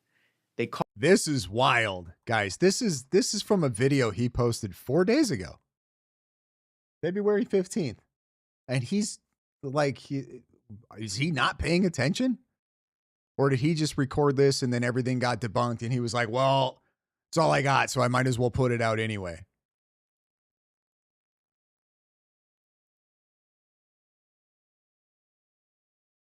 Unbelievable. Called the military police and started interrogating Mitch Snow, and eventually they let him leave. But we have the police report that confirms that Mitch Snow was there right where he says he was. Now, I will let you know that I personally called Mitch Snow. He was gracious enough to talk to me on the phone, and I grilled him for an hour on his story. NP6201 has just jumped in. Not sure if these people are grifting or that TPUSA just happens to be the most important organization for the right. Influence, elections, recruiting young people, etc. Both. TPUSA is pretty important. They've done a really, really, really good job. And these people are most definitely grifting. And I can... I think we need to be careful with the term grifting, because grifting means, for the most part, that they're saying things that they don't actually believe to be true for monetary gain. I think some of these people are so stupid that they actually believe what they're saying. So I don't even know that we could call them grifters necessarily. I think we would just call them retarded. I can just give you my opinion. After speaking with him, I personally found him to be very credible. What is even more compelling is that more people have reached out to Candace Owens. She has reported that there are now potentially 2 more eyewitnesses that claim to have seen Erika Kirk on Fort Huachuca during that time period, although we still do not have confirmed statements yet. Miss Me Cat, TPUSA has added over 65,000 new chapters since Charlie's death. These people hate it. Yeah, they really hated that Super Bowl halftime video too, and the amount of concurrent live viewers and just overall views that got. They did not like that at all. Investigative reporter George Webb went to the Candlewood Suites where Mitch Snow stayed. Here at the Candlewood on Fort Huachuca. Don't want to take any pictures of the base, so I'm going to just kind of focus on the Candlewood here. But this is the area walking in, right? This is the turnaround area. I'll go real slow here, but there's the turnaround area. Oh, good old George Webb here. Say what you want about George Webb. At least he goes and does things on the ground. Like, he goes to these places. Not a fan, but that's more than 99% of all of the other candidatards do. The 111 is just right over there. So, but here's the lobby area. And then they have a little breakfast bar area in here, right? And then a little sitting area. And then here's a nice little kind of breakfast area. Okay. Do you see how small this hotel is? This is a pretty small lobby. This is not a case where Mitch Snow was seeing someone across a parking lot. Erika Kirk and Cabot Phillips would have been right there on the other side of the lobby. It is very reasonable that he got a good look at their face. George Webb then created a dance move called Doing the Wooka at Fort Huachuca. They're doing the wooka. It's a sleight of hand, moving all the money through a shifting sand from the Candlewood Suites to... Okay, I have no idea if that's going to copyright. Probably not. I'm just going to skip it just in case. That looks stupid. Erika Kirk, Brian Harpole, and Cabot Phillips have all denied being at Fort Huachuca. However, they have all been unable to provide convincing evidence to support their alibis. To be fair, Ben, I don't know that he's trying very hard. I think he's just... he's grifting. He can't... Maybe he's this stupid, but I don't think he's trying very hard to be an accurate judge of character. I think he sees where the views are at, and that's where he wants to go with it. Erika Kirk claims she was home cooking dinner. She cannot provide any information from her cell phone to back this up. Brian Harpole claims he was on a plane flight, but the flight information he has provided is for a flight that was booked, not a boarding pass, and it is for a flight that was 6 hours after the meeting took place. Cabot Phillips provided a photo of himself shopping at a grocery store for his alibi to show he... So this guy's just regurgitating shit that's been debunked like weeks and weeks ago. I mean, I guess that's a tactic. He was in Nashville. YouTuber Baron Coleman investigated the photo on his live stream with some concerns. Now, admittedly, this is a weird photograph. Oh, look, it's Baron photograph again. like Yay. this lends itself to questions about whether it's legitimate. Here's why I say that. Have you ever met a grown man? True, Jack. Testosterone coursing through his bones and body, who took a picture holding 4 balloons with his hand, I don't know if his pocket pull, I don't know what's going on here, but his hand in his pocket with this smile, this smug kind of smile. No grown man takes this photo. Nobody. I can't even think of a reason you would take this photo. I can't even think of a reason you would pause and pose for this photo. You're in there and you're picking up balloons for a gender reveal for your kid, and you say, "Hold on, will you please check this out? Grab my phone and take a picture of me real quickly. I want to memorialize buying balloons at the local Publix."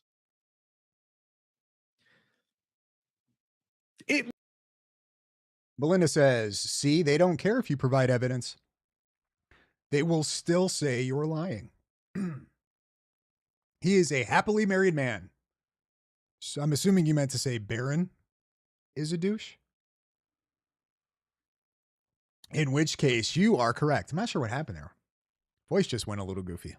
But even if But it's yes, his I girlfriend or his agree. wife, or I think he's married, even if it's, obviously he's married, even if it's his Yeah, wife. nobody I've been never married has for ever 20 been excited about a baby. Like, I don't know. It's a good memory. What am I doing? Well, this is me picking out balloons for a gender reveal of it. Like, yeah, no reason to take a photograph of that at all. 25 years. I've never had my wife take a photo of me checking out of a grocery store, much less with that look on my face. I mean, period, end of story. It does seem kind of strange. What a dumb take. These guys are full of stupid takes. I've had bad takes, guys. At least I try to like apply logic. My wife never taken a photograph of me at a checkout at a grocery store. What a fucking moron. Then people Sorry for my pointed language. out that the magazine covers in the photo were for the wrong time period.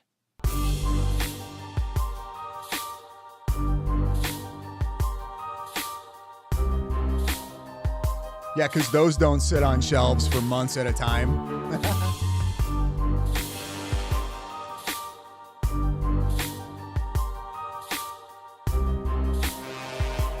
Why does Cabot Phillips have behind him the wrong magazine in his alibi photo? Why can nobody corroborate their alibis?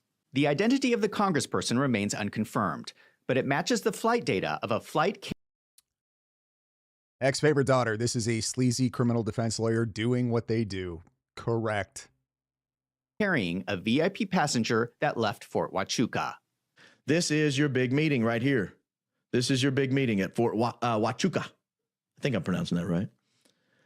So this series of flights starts on September 7th, excuse me, 3 days before the Charlie Kirk assassination, 2 days before the meeting in Fort Huachuca.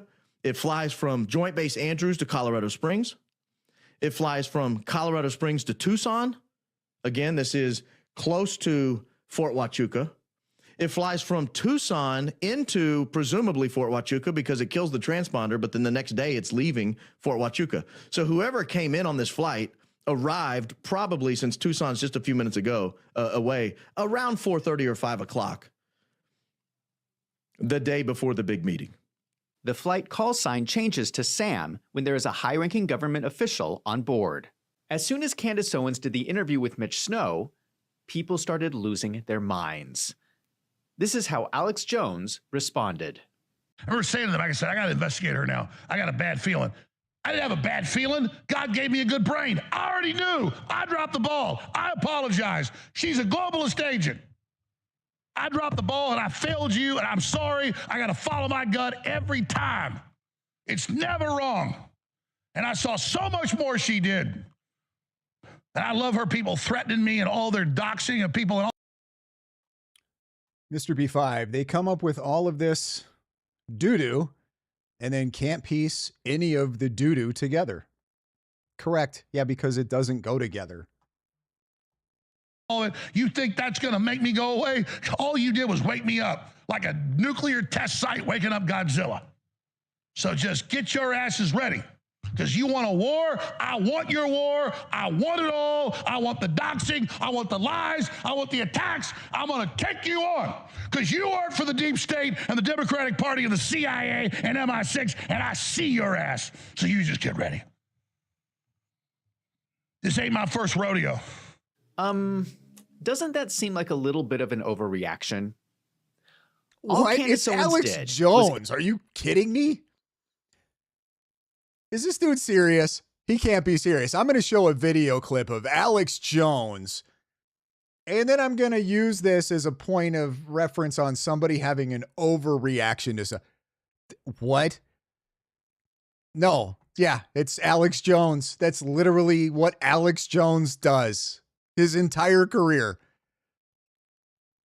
Speaking of Alex Jones, guys, I took a little snippet, right? And I just wanted to test this out because I've thought about maybe like going on TikTok. Yeah, just so you guys know, I will not be using TikTok ever. So I just made a little, like, I don't even know, 12-second short maybe, kind of making fun of Alex Jones. It's on my Instagram. I put it up there, but I also put it on TikTok just to see. TikTok, yeah, no, they immediately got flagged and gave me a warning. It's not even bad. It's like a 12-second clip of me just showing a little image of, or not an image, but a video of Alex making fun of evil people, right? It's just a joke. And TikTok was like, no, you can't. No bad words in it. I'm pretty sure I used the quack to, there were, like the word, the Kill word. Yeah. So no, I will not ever be doing TikTok. Interview a veteran who saw Erika Kirk at Fort Huachuca. Why is Alex Jones losing his mind? I have to ask, did Alex Jones bother to pick up the phone and give Mitch Snow a call? Did he? Because you know what, while we're at it, I'll just pull it up quick. Give me 1 second. I'll show you guys what I'm talking about. When you see this, help me understand why TikTok would be like, no, you can't do this.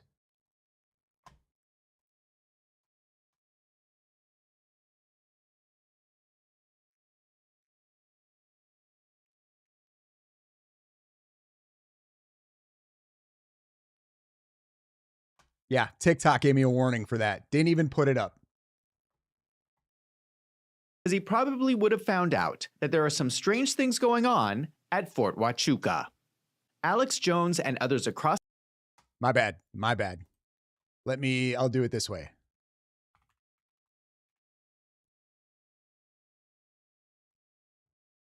I don't even know if I'm logged in.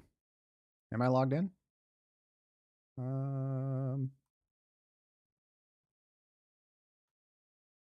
Here, I'm sorry. We'll just do this over here just to make sure that I'm logged in.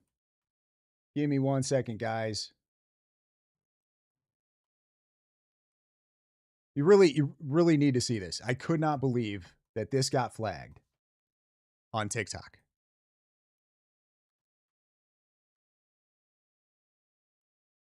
Jones in a while. I wonder how he's doing. Soon, Satan.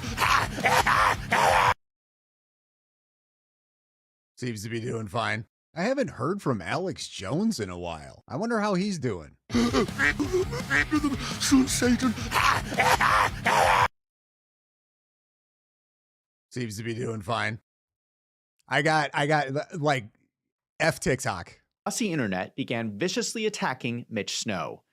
He has a bitter ex-wife who came out with statements that Mitch Snow is a liar and cannot be trusted.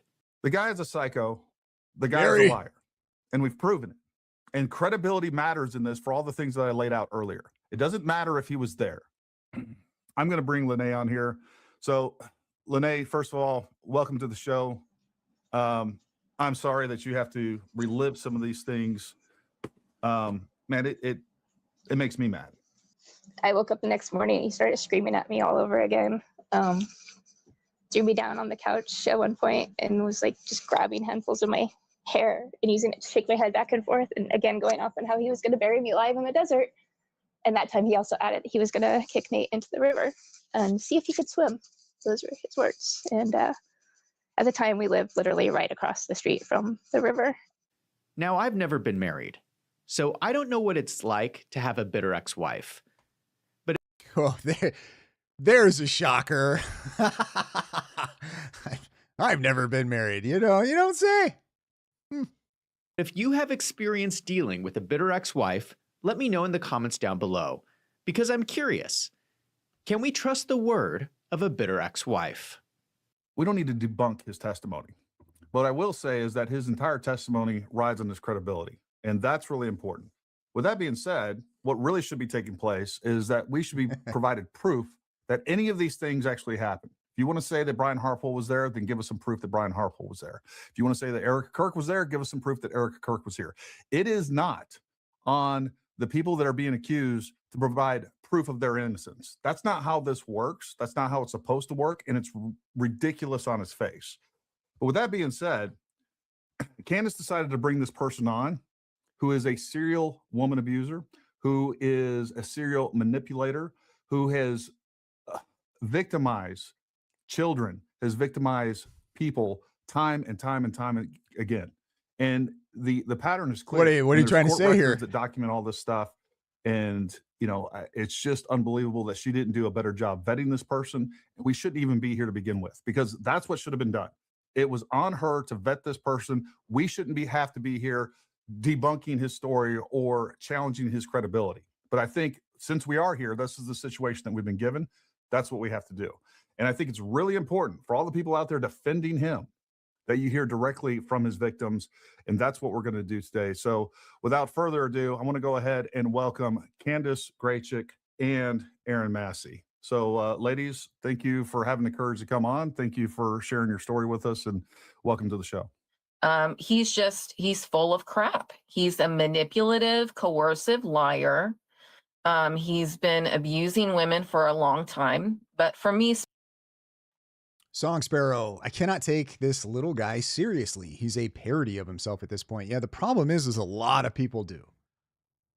specifically, he gave me a TBI. You know, I have in text messages him admitting to punching me in the face the night he gave me a TBI, okay, and December 4th of 22.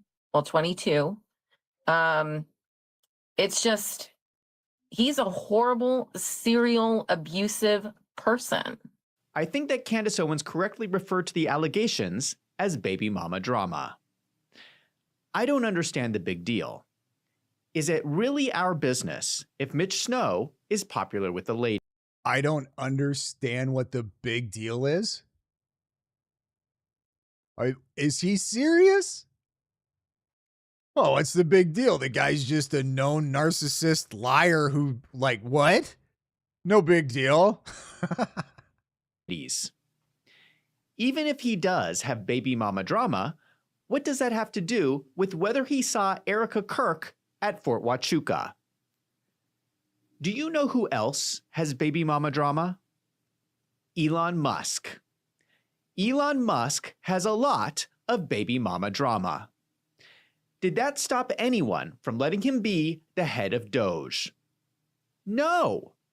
No one had a problem with Elon Musk running Doge because of his baby mama drama.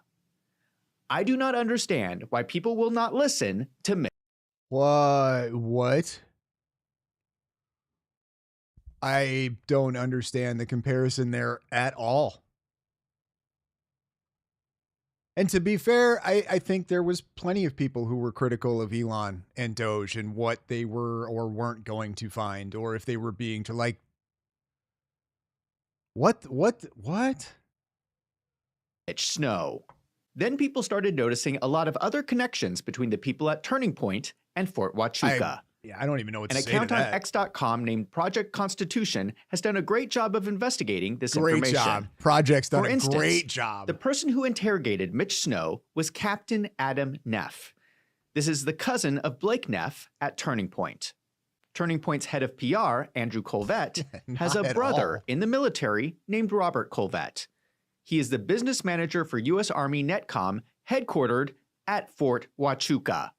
Andrew Colvette has another brother in the military named Lieutenant Colonel Kurt Colvette, who does annual training at Fort Huachuca. This is so outrageous because in the text message that was leaked from Andrew Colvette, he tries to give Erika an alibi by saying, LOL, Erika wasn't in some fort in Tucson. If Andrew Colvette has two brothers who are regularly at Fort Huachuca, he knows exactly what it is. It's not some fort in Tucson. Why is he pretending like he does not know what Fort Huachuca is? That is a lie. And we've been catching these people at Turning Point in a lot of lies. This is supposed to be an organization with Christian values. Why do they lie all the time? I'm sorry, did Andrew say he didn't know or had never heard of Fort Huachuca? Is that what? It doesn't seem very Christian-like to me, but it gets worse. I'm not giving in because yet. Brian Harpole has offices for his security company right outside the front gate for Fort Huachuca. Here's an explanation from George Webb, who actually went down there to check it out. Hey, George Webb right here, and this is where Brian Harpole's security company is, ISS, Integrated Security. This is the one that was following Charlie all those times and so forth, because they're learning how to do all that stuff right here at this gate. at Fort Huachuca. Do you suppose that he will pull up Gary's rebuttal to this in this video? Seeing as how he got the information from Brian Harpole on where his office is located? Right here. Here's the health club Probably that supposedly not. went out of business and then was a banquet room, and now it's a health club again. Excuse me. It's, yeah, it's right there. So you could recruit here at the health club. Also right there is the Calvary Church. So you could recruit at church or a Takimaki. These are three. Harpole's security is right in the middle of all of it. And It is literally right in front of the gate to Fort Huachuca. Then it turns out that Erika Kirk starred in a movie that was never released that was filmed at Fort Huachuca. Erika's mother, Lori Franzfey, runs multiple companies involved in Department of Defense work, specifically with technology with ties to Fort Huachuca. Correct. So let's go through all of this. Blake Neff, Andrew Colvette, Brian Harpole, Erika Kirk, and Lori Franzfey all have ties to Fort Huachuca. Can we just stop here for a moment? So that means that on that day, they were at a super secret meeting at Fort Huachuca, planning the super secret unaliving of Charlie Kirk on 9/10.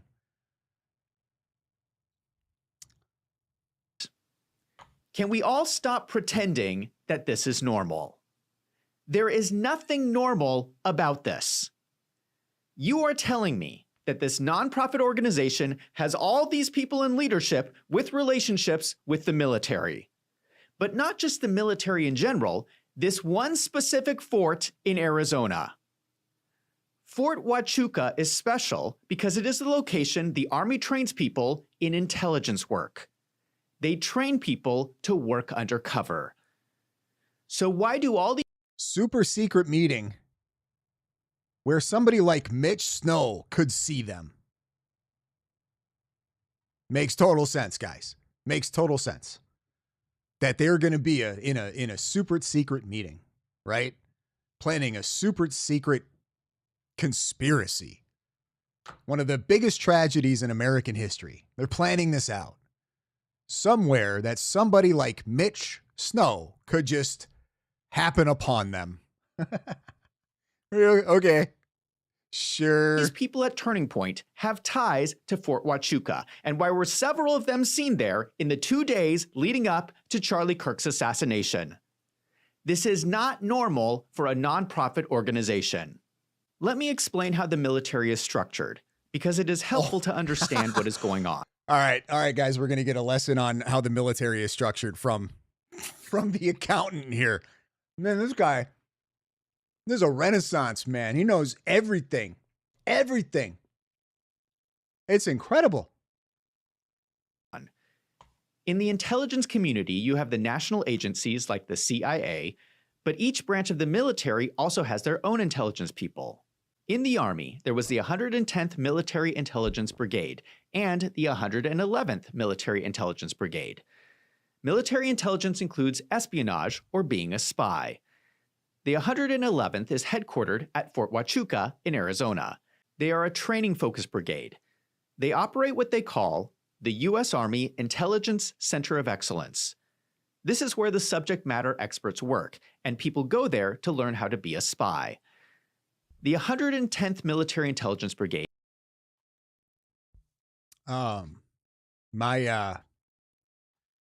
My significant other's sister did basic at Fort Huachuca.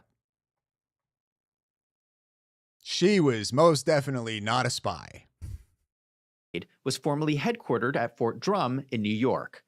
The 110th Military Intelligence was focused on operations and deployments. So people in the Army would get trained by the 111th and then do operations as part of the 110th. Mitch Snow used to be part of the 110th. Many years ago, he was stationed at Fort Huachuca as part of a joint task force to help secure the border. He was the person who found underground tunnels that cartels were using to smuggle drugs into the country. The 110th was inactivated in 2004. The staff was absorbed into the 10th Mountain. This is awesome. This is incredible. People just make content like this and put it out on the internet for everybody to watch. Division, It's awesome. which remains headquartered at Fort Drum. Then in March 2025, 500 soldiers from the 10th Mountain Division were sent to Fort Huachuca to participate in the newly formed Joint Task Force Southern Border. This is the same thing that happened with Mitch Snow all those years ago. History is repeating itself. When Donald Trump won the election in 2024, he promised to secure the... Guys, I don't know if Gary would want to put himself through this. But I'll let him know. border. The military has been helping in this effort. The headquarters for the Joint Task Force Southern Border was Fort Huachuca, Arizona. There was a major money aspect to all of this. Minute mark Congress sets the budget for the Department of Defense overall. But within that budget, the military can move money between departments to respond to the priorities of the president. We saw this happen after Donald Trump took office. Here is one example from May 2025. This is called a reprogramming action. They are reprogramming money from one department to another. Here we see $447 million transferred because DHS is requesting Department of Defense support for detention operations for illegal alien removal. This money was taken from the Navy's Capital Fund. Jenny Kenny, I was stationed at Fort Huachuca for school. Nothing cool happens there. It's a training base. Yeah, it's kind of what I've heard too. And there are more orders like this. Here's another example. Facilities, sustainment, restoration, and modernization. That's the fund where money for barracks maintenance and upgrades come from. Upgrades that the government identified as crucial back in 2023 after a scathing report identified unsafe and unsanitary conditions in barracks around the country. WSAV reported I mean, they really do. They just take garbage and clip it together. And they're like, boop, here you go. Here's proof, conspiracy. exclusively on some of the poor conditions in the barracks at our own Fort Stewart. The desperation and the depression that's caused by the barracks and the housing. Now the Pentagon is taking $1 billion of that money away to fund sending more troops to the southern border. Issues with like washing machines not working, mold, stuff like that. ACs going out, and it's Fort Stewart, so that happening in the middle of the summer is brutal, especially when you've been outside all day in the heat working. Like kind of go back to this old mantra of the military of like oh, we just have to suffer the whole time is just kind of it's disappointing and disheartening, especially when we kind of saw some progress moving forward to go away from that. It doesn't matter whether it comes back or not, there's still going to be backlogged and there's still going to be expenses that pile up.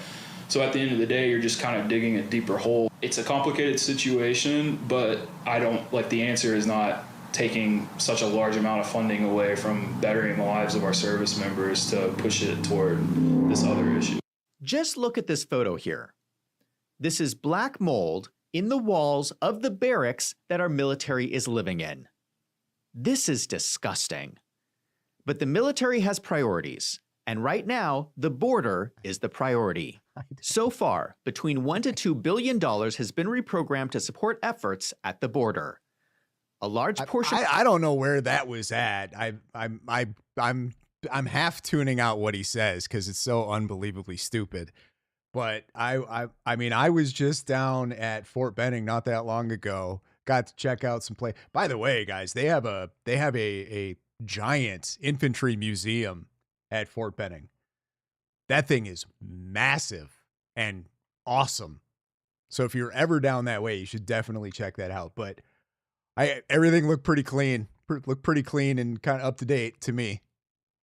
I don't know where this was the claim that I have no idea. I don't know what they're talking about. Of this money is flowing into the Joint Task Force Southern Border headquartered at Fort Huachuca. Who better to explain what a Joint Task Force is than Andrew Colvette's brother, Robert Colvette. So as far as a joint exercise goes, let's face it, the future of the military is going to be joint. If we want to succeed against our near-peer enemies, then joint is going to be a requirement so that all the assets we have and the capabilities across the services and using them together. Angie W., I'll be at Fort Benning in March. Can't wait to see my son. Congratulations. In an exercise is better than the first time we do it in country. You have all these different elements from across the military coming together to work on a unified mission. In this case, the southern border. So Fort Huachuca is suddenly flush with money. They have all these new soldiers that are going to be stationed there. So they've been taking all these old buildings and they are repurposing them for expanded operations.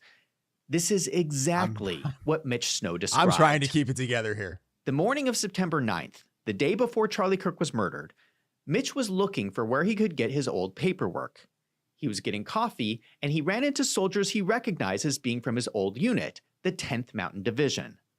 They talked. He bought them coffee, and they explained to Mitch that he should go to the temporary headquarters for the Joint Task Force Southern Border. They gave him directions.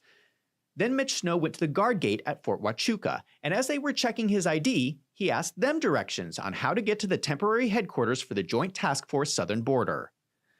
I'm emphasizing this because the building that the meeting took place in, with Brian Harpole, Cabot Phillips, and the congressman and all those lieutenant colonels, was the temporary headquarters for the Joint Task Force Southern Border. Captain Neff, who's the cousin of Blake Neff, is the Force Protection Commander, which is a subunit assigned to the Joint Task Force Southern Border. Here is what I believe is happening, allegedly. It looks to me like someone in the military diverted funds meant for the Southern Border and used that money to assassinate Charlie Kirk. But even if we assume that the military... No, God, oh man. What the...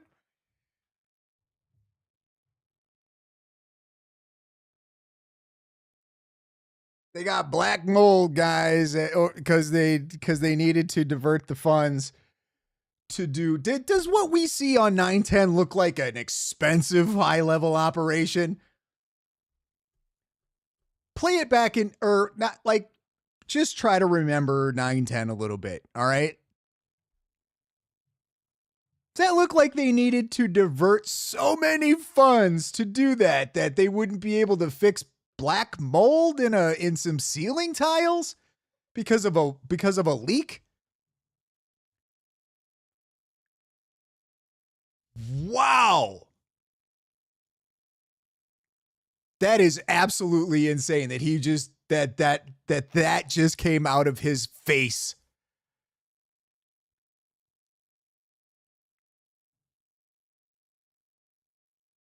Guys, I would think with that amount of budget, 910 could have done a way better job than they did. It, like, okay, come on, let's put our thinking caps on a little bit, shall we? If they diverted so many funds like that in order to carry out what happened on 910, you think stupid people like this and Candace Owens would be able to pick it apart? What? I don't even know how to, like, I wish I would have pre-watched this because I'm so shocked that he just made this claim. I don't even know how this level of stupid. And that's saying a lot. Like, I don't even know how to deal with this. I'm just going to look at the chat for a second. This is the only thing I can think to do right now. Like, should we play that? Did that just happen? Did he just say those words?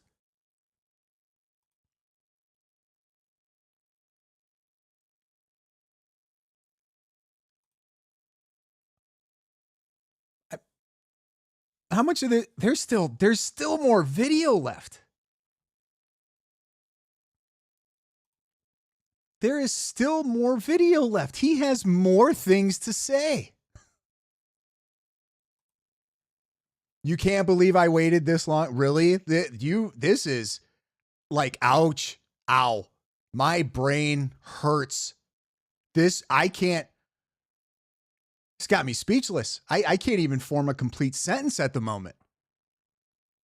He's serious. Or at least he looks serious. How that had to have been multiple takes, right? Like, there's no way he could have gotten that with one take and a straight face. That's multiple. Gotta be.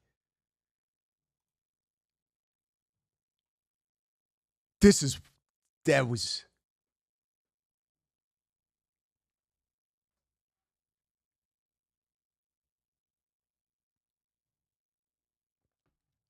Do I push play? I'm actually a little afraid to go any further. Tell Jay what I said hi back. Is he live right now? I hope. Yeah. Oh man. Okay, here we go. I'm gonna push play. Terry was not involved in the murder. It seems like they were doing something with Turning Point. Allegedly, they're having this meeting with all these people from Turning Point. But the problem is that all these military people are under orders to use their resources for the southern border. Why are they spending resources on Turning Point? And remember, this was money that was taken from soldiers who are living in barracks filled with black mold. They are living in filth so that the money could go to the southern border. And now we are learning that may not be the case. This would be misappropriation of funds. And from the scale of the operation, it looks like a lot of money. Not only would it be misappropriation, they would be using the money to influence US elections through Turning Point. This is taxpayer dollars. When you get taxes taken out of your paycheck, do you think it is fair if the government uses your money to assassinate American citizens? Especially if they told you that they were going to use the money for the southern border. You know, I gotta be honest. I think it kind of depends on what American citizen. Eek. Sorry. I'm just kidding. I'm kidding. I'm kidding. I'm kidding. If anyone in the military is involved in this, it could result in dishonorable discharge. They would have to pay back all the money and spend 10 years in prison. If they were also involved in murder, the sentence would be even longer. One of the reasons why Mitch Snow's story is so compelling is the way that he describes Erika Kirk.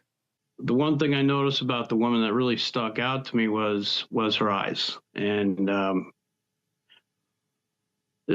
have an ex that has caused me a lot of problems. So when I see someone with striking blue eyes like that, they stick out. And I was on the phone with my wife here, and I even told her about it. I said, "Oh, geez, somebody has those kind of eyes." It creeped me out a little bit, you know, and it had nothing to do with that person. Just, you know, life is what it is. He says that Erika Kirk has unique eyes. There's something strange about her eyes. In fact, he describes it as, "It creeped me out." I think he said it creeped me out because of how much they resembled his ex's eyes, right? Like they weren't like creepy eyes. I don't think Erika has creepy eyes. I think she's got like that's one of her most forefront features are her eyes. They are not, right? Like they're not unattractive eyes. What are we talking about? Mitch is not the only person who has noticed this. People have started making memes about Erika Kirk's eyes. We did what we usually did before tours. We said our prayer, and we asked the Lord to protect us, and we asked the Lord that His will be done. That's what we did. At one time, an employee of Turning Point, she has been one of the main peddlers of these conspiracies, and she is making a huge amount of money on it. She is building her business. What do you want to say to her and the other people that are putting these lies out? Yeah, you know, these videos wouldn't be very effective without the Twilight Zone style music, because there's nothing creepy about them. Into the world right now. You have to add that for the effect to really get your point across, because if you just watched it like a normal person, she looks like somebody who's being very stern and very clear about the point she wants to make. Stop. What I am doing is releasing myself from the enemy's hands, where he could have a foothold in me. But also wanting justice for them here on earth. No, of course. But we serve a just God. And I rest easy in knowing that. He's sovereign, but He's just. And so let the Lord handle that. I mean, I don't know, like get anybody upset and pissed off and them trying to control and compose themselves while confronting garbage. I'm sure they're going to have a pretty intense look on their face too. These people suck. Oh, they suck so bad. They're acting in such bad faith. It's incredible to watch. But it gets even crazier. There's a drag queen who has also been commenting about this. Now, I apologize in advance for forcing you to watch a drag queen, but this is important. This is a man wearing women's clothes. You almost made me both choke and spit my drink out at the same time. Pretending to be Erika Kirk. On the cross, our Savior said,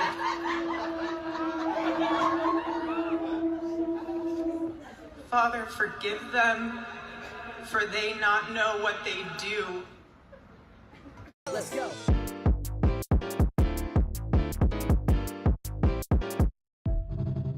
Here is the point.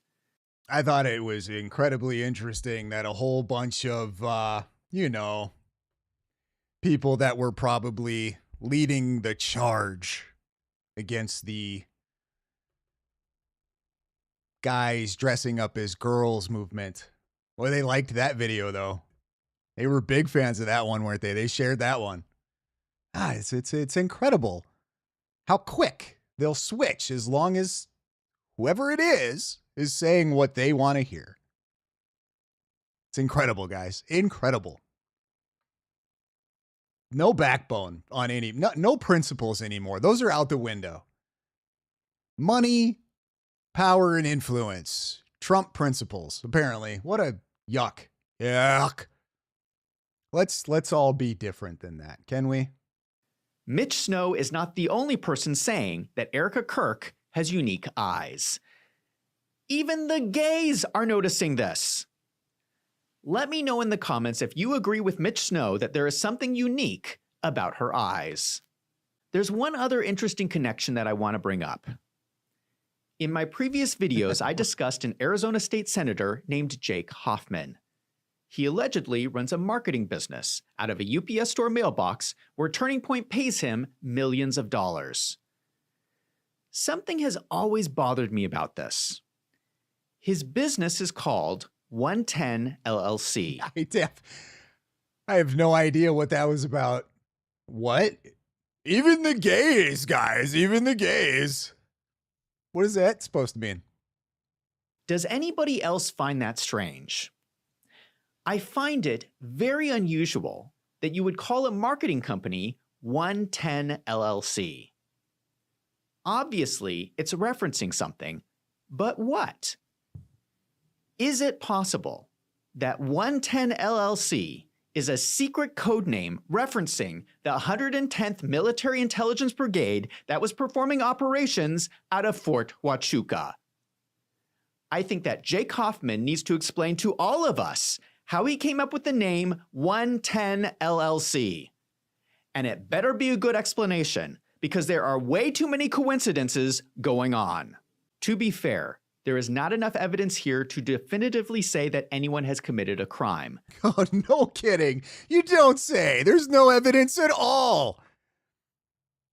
Where are we at in the video? 36 minutes. I'm just going to completely defame a bunch of people for 30 minutes. And then at the end, I'm gonna be sure to let you guys know that there's not enough evidence here to actually claim anything did anything wrong.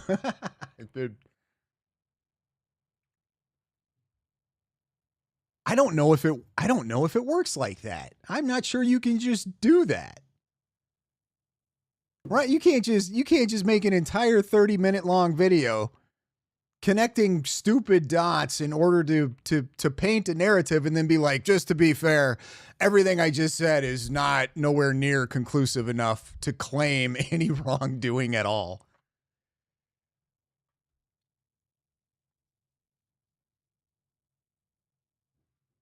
Okay, there is a level of stupid that it's still okay, I'm lying. It doesn't surprise me at all. There's no line. These people have no line.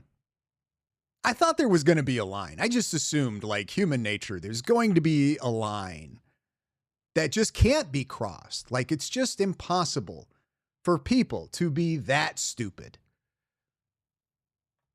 Charlie Kirk has exposed a whole lot of things. And one of the things is just how stupid people are. But there are certainly a lot of red flags. I feel that we need a full audit of the funds at Fort Huachuca. Is all the money really being spent on the southern border? I don't think it is. To be honest, I think that Donald Trump should cancel all funding for Fort Huachuca. Because if this is the U.S. Army's intelligence center of excellence, I am pretty concerned. It doesn't seem like they're doing a very good job. Isn't intelligence work supposed to be undercover? I don't think that's how that Aren't they works. supposed to be flying under the radar? I'm asking because the whole world is talking about Fort Huachuca. It does not seem like they're very undercover. If this is their center of excellence, the whole thing seems like a giant waste of money. Now I want to hear from you. Do you think they should do an audit of Fort Huachuca? Let me know in the comments down below. And if you like this video, don't forget to hit that subscribe button so you don't miss out on future videos. If you want to support independent journalism like this, I will not be hitting the like button or subscribing. I can't. What do you guys think? What do you think of that? That was fun, huh? That was fun.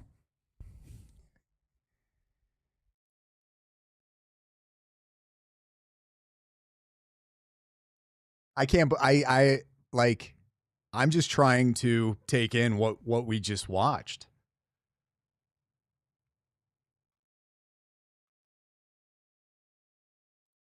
Yeah. Well, I mean, even if I wanted to take a nap, I couldn't just based on the amount of coffee I've drank, but I get what you're saying.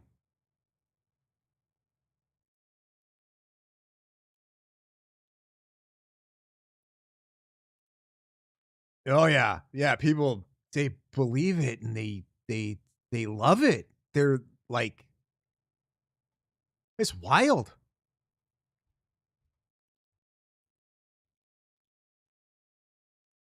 Yeah. Well, I mean, at least 404,001 now, I guess.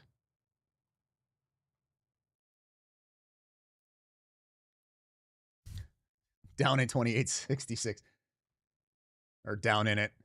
He's better than Barron. Yeah. Well, Barron does lives. This guy does edits. Edits make a big difference, guys.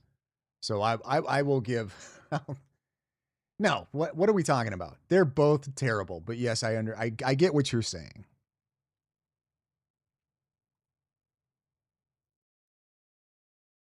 Tracy Bennett 4150. I think they should do an audit of Candace, Barron, Wolves of Finance, Heavy Duty Country, Jesse, and others email. Well, I don't know if you guys watch Jesse on Fire at all, but most of his stuff now is like going in the direction that Charlie actually wasn't unalived on 9/10, and that it was a whole faked unaliving thing.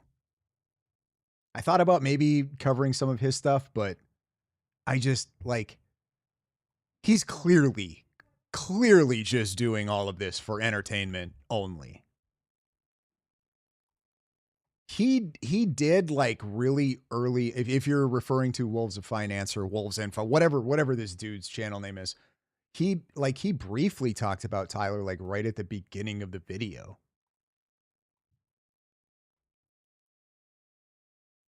Jimmy, I definitely want to cover some Jimmy Dore stuff because that guy has completely jumped on the conspiracy bandwagon. This same guy, mind you, that was spitting in Alex Jones' face not that long ago and calling him a kook conspiracy theorist, got the jab because he trusted the government, got vaccine sick or hurt or injured or whatever you want to call it.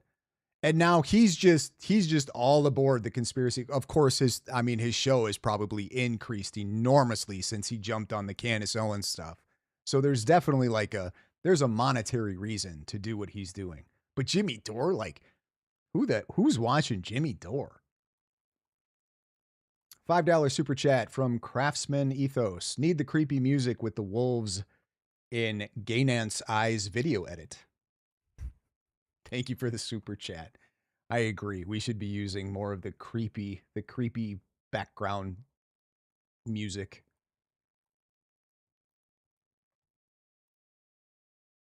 Samantha Richardson. I don't watch none of them losers. Jimmy Dore or Fire Guy.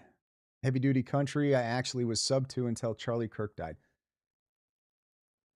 Yeah, like I said before, I had no idea who Heavy Duty Country was until 9/10.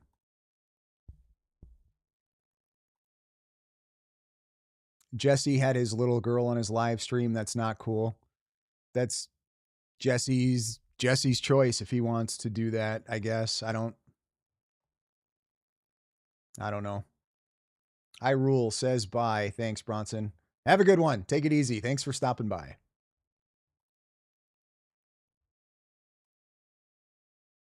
Yeah, it made me took the words out of my mouth.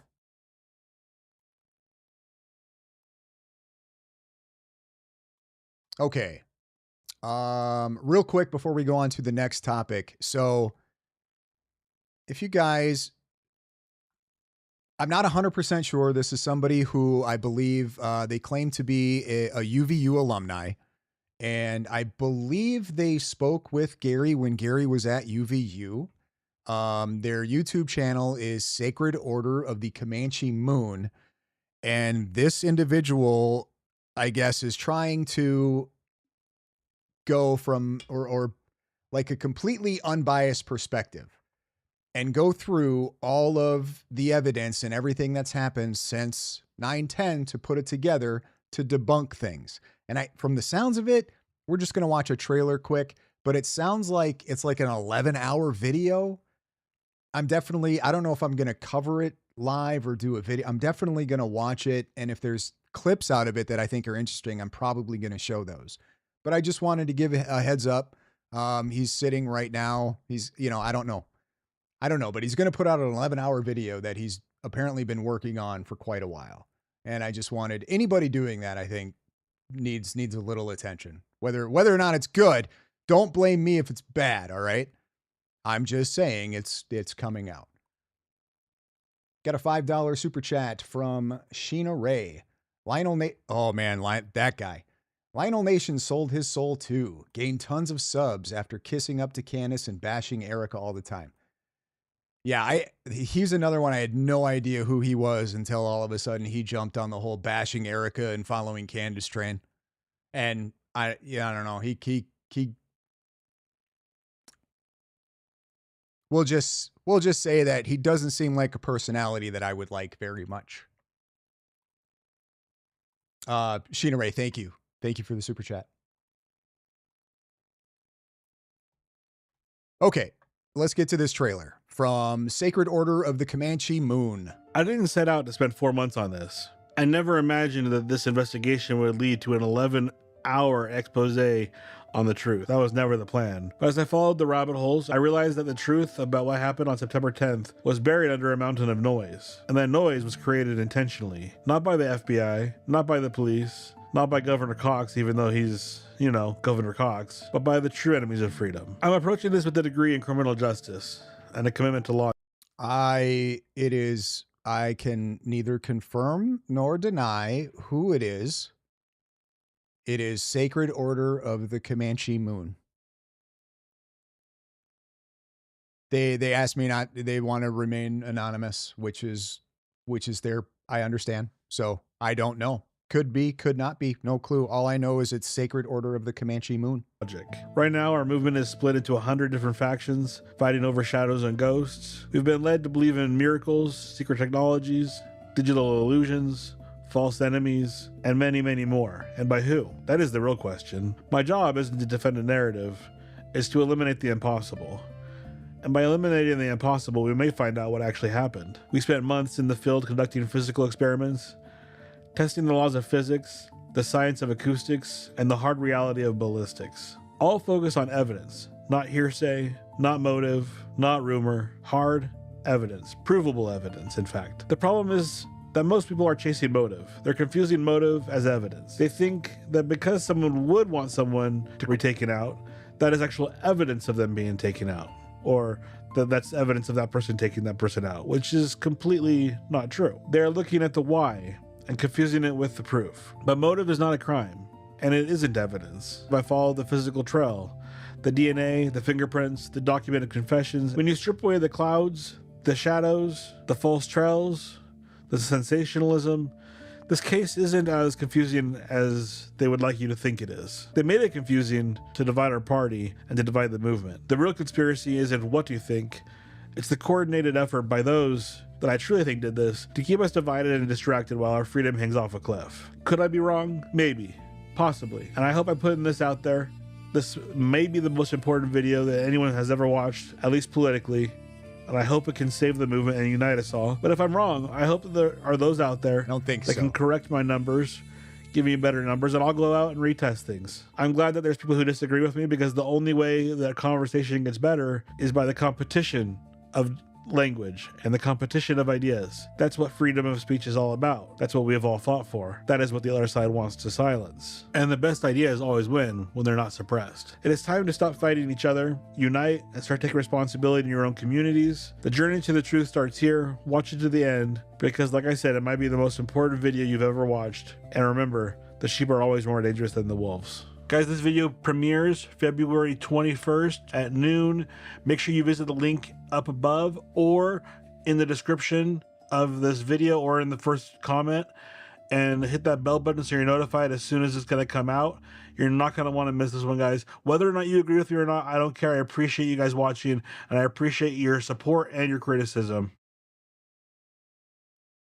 Okay, so there's that. Comes out on February 21st. Like I said, I'm pretty sure he said it was like an 11-hour long video. So if you guys want to, check that out and spread it out over a little bit of time. If not, well, whatever. I just wanted to bring some attention to it. I'll probably be checking it out, like I said, just to see if there's anything in there that's groundbreaking, that I think is important. So shout out to Sacred Order of the Comanche Moon. Unless it turns out this dude's like a total weirdo creep, in which case I reject my shout out. But I don't think it's the case, but you never know. You never know. I'm not saying you are. By the way, I'm just covering my own butt, just in case like I'm promoting something that turns out to be not what it is. You guys get what I'm saying, right? Okay, there's something else that I did want to. I wasn't sure if I was going to have time, but since we're here, I figured we just might as well do it because I want to watch it. And that was Dan Bongino had Kash Patel on. I have not watched this yet. I have heard some people say that it was pretty not great, but I'm just going to play it because I want to see it. So let's go ahead and get into the Dan Bongino and Kash Patel interview. I believe this was yesterday. Not 100%, but I think it was yesterday. Really happy to welcome to the show today my good friend and current FBI director. He's got a lot going on, so I appreciate his time. Director Kash Patel. Kash, welcome to the show. Good to have you. Dan, we miss you, and congratulations on the relaunch of your epic show. America needs it. Well, thank you. I appreciate it, buddy. It was great to work there. I was really proud of the work we put together in the past year. And, spoke to the president about it. He was our first guest. I'm happy to have you on. Let's get right to it. There was another episode up north of trans violence. When you and I were over there at the FBI, they had not specifically produced a good, deep analytical product on what is in this outbreak of trans violence we've seen, whether it's in Minnesota or Nashville. But as you know, over there's a limited number of FBI assets. There's about 38,000 employees. You got to triage your threats. This is a real threat. We've seen it over and over again. And it's important that we produce a product to see what's going on here and analyze the core of this problem. Well, look, you hit one of the things that we reformed immediately in our first year, Dan, which is intelligence. Intelligence drives operations. And if you refuse to believe the actual intelligence because of the media narrative that used to politicize the FBI, then you're going to get it wrong every time. And what do? We looked at the facts and the evidence. We saw a stream of violence related to transgender ideology that led to unfortunate deaths and assassinations, and we took action. Yeah, we did. And also on a another related topic, Antifa. You know, I covered earlier in my show today and in yesterday's show how the prior FBI director and the prior president, Biden, and even Obama had played down the Antifa threat. It's an idea. You and I know that's bullshit. It's not an idea when actual action follows the idea. There was an action product that resulted from said ideas. Also, we, with the Prairie Land investigation and others, there's been actual action to take down and dismantle this entire ring of people.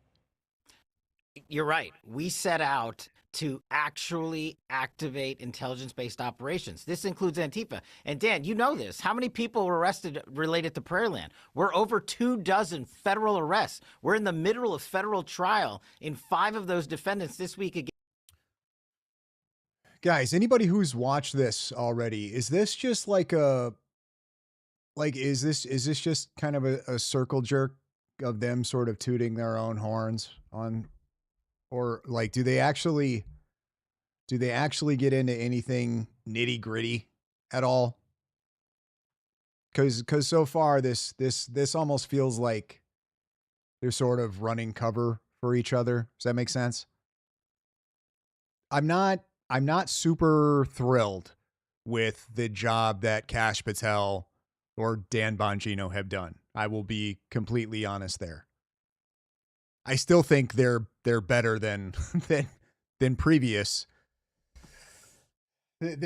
people we've had at the FBI, but to be fair, that's really not saying much. Again, in Texas, 19 people have been convicted for acts of violence related to Antifa. It's in the indictment. You don't got to believe me or you. Everybody can go read the public indictment. And it didn't just happen there. It happened in Cop City in Georgia, where we had to go rearrest everybody because the state authorities couldn't get their act together to produce the enough information to take that to trial. So we did. And it's not a creation or manufacturing of information. It exists. It's just a willingness that you and I and this building's new leadership took to say, we're going to look at the facts that exist. We're not going to try to make up facts that don't so we can serve a political narrative. And wait till you, and I know you know this, but wait till you see what's coming in the next month or two on the funding streams related to this. You and I had launched a serious investigation. We had said these organizations don't operate alone, don't operate in silence. They operate with a heavy, heavy stream of funding. And we started looking into it, and guess what, Dan? We found them. Director, your thoughts on this? I covered earlier in the show that there's a reason a lot of these politicized, weaponized bureaucrats tried to avoid talking about Antifa as an organized group of threat actors. What they wanted to do is they wanted to have 2 goats and a dog. Haven't caught Bongino because lost Rumble for a month. Can't make new account till March. What did you do? What? That's like the free speech platform over there. What'd you do? Of all the benefits of organizing, money, publicity, the ability to use social media to tell people to show up and throw rocks and bricks. They wanted to have all of that, but they didn't want to face the legal penalties. Being an attorney and now. Is that NP 6201? Do we believe that crime and murder is at a historic low, or no? Because that is what they are claiming. Guys, to be honest, I don't know what to believe when it comes to FBI statistics. I mean, we don't have anything really to the contrary to go off of, right? So I probably not. Probably not. And let's be honest, right? Any administration that gets into office, they're going to try to make themselves look as good as possible, right? That's just how it works. They want to win elections, they want to have the power. So they're going to go through and try to make themselves look as good as possible. Both sides. It's not, you know what I mean? It's both sides. Being on the FBI side, the investigative side. However, one of those sides just happened to, at least for the most part, I think represent more of and I'm just talking about me personally, but represent more of my personal ideals than the other side. that the government forbids that type of criminal organization through RICO statutes, VICAR, and other things. So they want it one way. Take it easy, Cloudy. They want to organize and use it. But then when it comes to saying, well, they're organizing it for this purpose, they say, oh, no, that's not an organization. It's just an idea. Now, listen, they are retreating and backtracking through a wall that they used to be able to break through under prior administrations because no one held them accountable. And now, after the first year that we reestablish how this place, how this building, how this lead premier law enforcement agency actually operates and goes after not just threat actors overseas and those who are willing to do harm to American lives, but those who cause violence here in America and use the guise of Old Mean Lady, Actual Justice Warrior does breakdowns of crime stats every year, and he explains all the different data used and which are more or less reliable from each other. Okay. How does Actual Justice Warrior know, though? Right? Like, how does anybody know? Right? What's that cliche that stats don't lie, but liars use stats? I think it's something, you know what I mean? But I've never heard of Actual Justice. I might have to check that out. politics to delete that violence. We're not going to tolerate that. And these groups like Antifa and anyone else involved in these riots across the country and involved in paying for them in any way, shape, or form, this FBI, thanks to what we stood up over the last year, has made significant headway under the NSPM 7 process in looking at those who funded these streams and are starting to arrest people who used their funds to incite violence in the guise of political peaceful protest. You know, Director, one of the things you did early on is to establish, you know, what they call in business school, like BHAGs, big, hairy, audacious goals, right? You put these 4 principles up on the home screen for everybody's computer every day. They had this, like, you know, National Dog Day stuff going up, which was nice and cute, but that's, you know, it's the FBI. Let's go get bad guys. One of them's crush violent crime. The other, on the national security front, protect the homeland. You know what, guys? I think Gary is live now, so I think we might actually wrap this up. I was hoping like they were going to get into some nitty-gritty stuff like right away, but the way this is going, I don't think they're going to touch on anything that anybody really cares about or anything that anybody would have wanted to hear come out of Bongino or Kash Patel's mouth. So maybe we'll just end it on that note. I really appreciate you guys for coming and hanging out. Let me go full screen here quick. Anybody that sent in a super chat, thank you very much for sending in the super chat. And I don't know. We'll see. We'll see what happens coming up here. I'm going to try to do a couple of live streams a week. I really want to, like I said in the video that I posted earlier today, I really want to try to figure out a decent time schedule to where I'm not interfering with, you know, Jay Witt or Gary or Artie or anybody else sort of in this like group of people. So I'm just going to have to continue to play it by ear and see how it goes. But I appreciate you guys for coming and hanging out. I had a lot of fun today. That was good. That was a lot of fun. I mean, it was bad. It was horrible. My brain hurts, but it was fun. And I'm really, really glad I had you guys to go along with me for the ride, because having to do that by myself would have been way less fun. So thanks for coming. I appreciate the super chats. Grateful for all of you. We will catch you in the next one.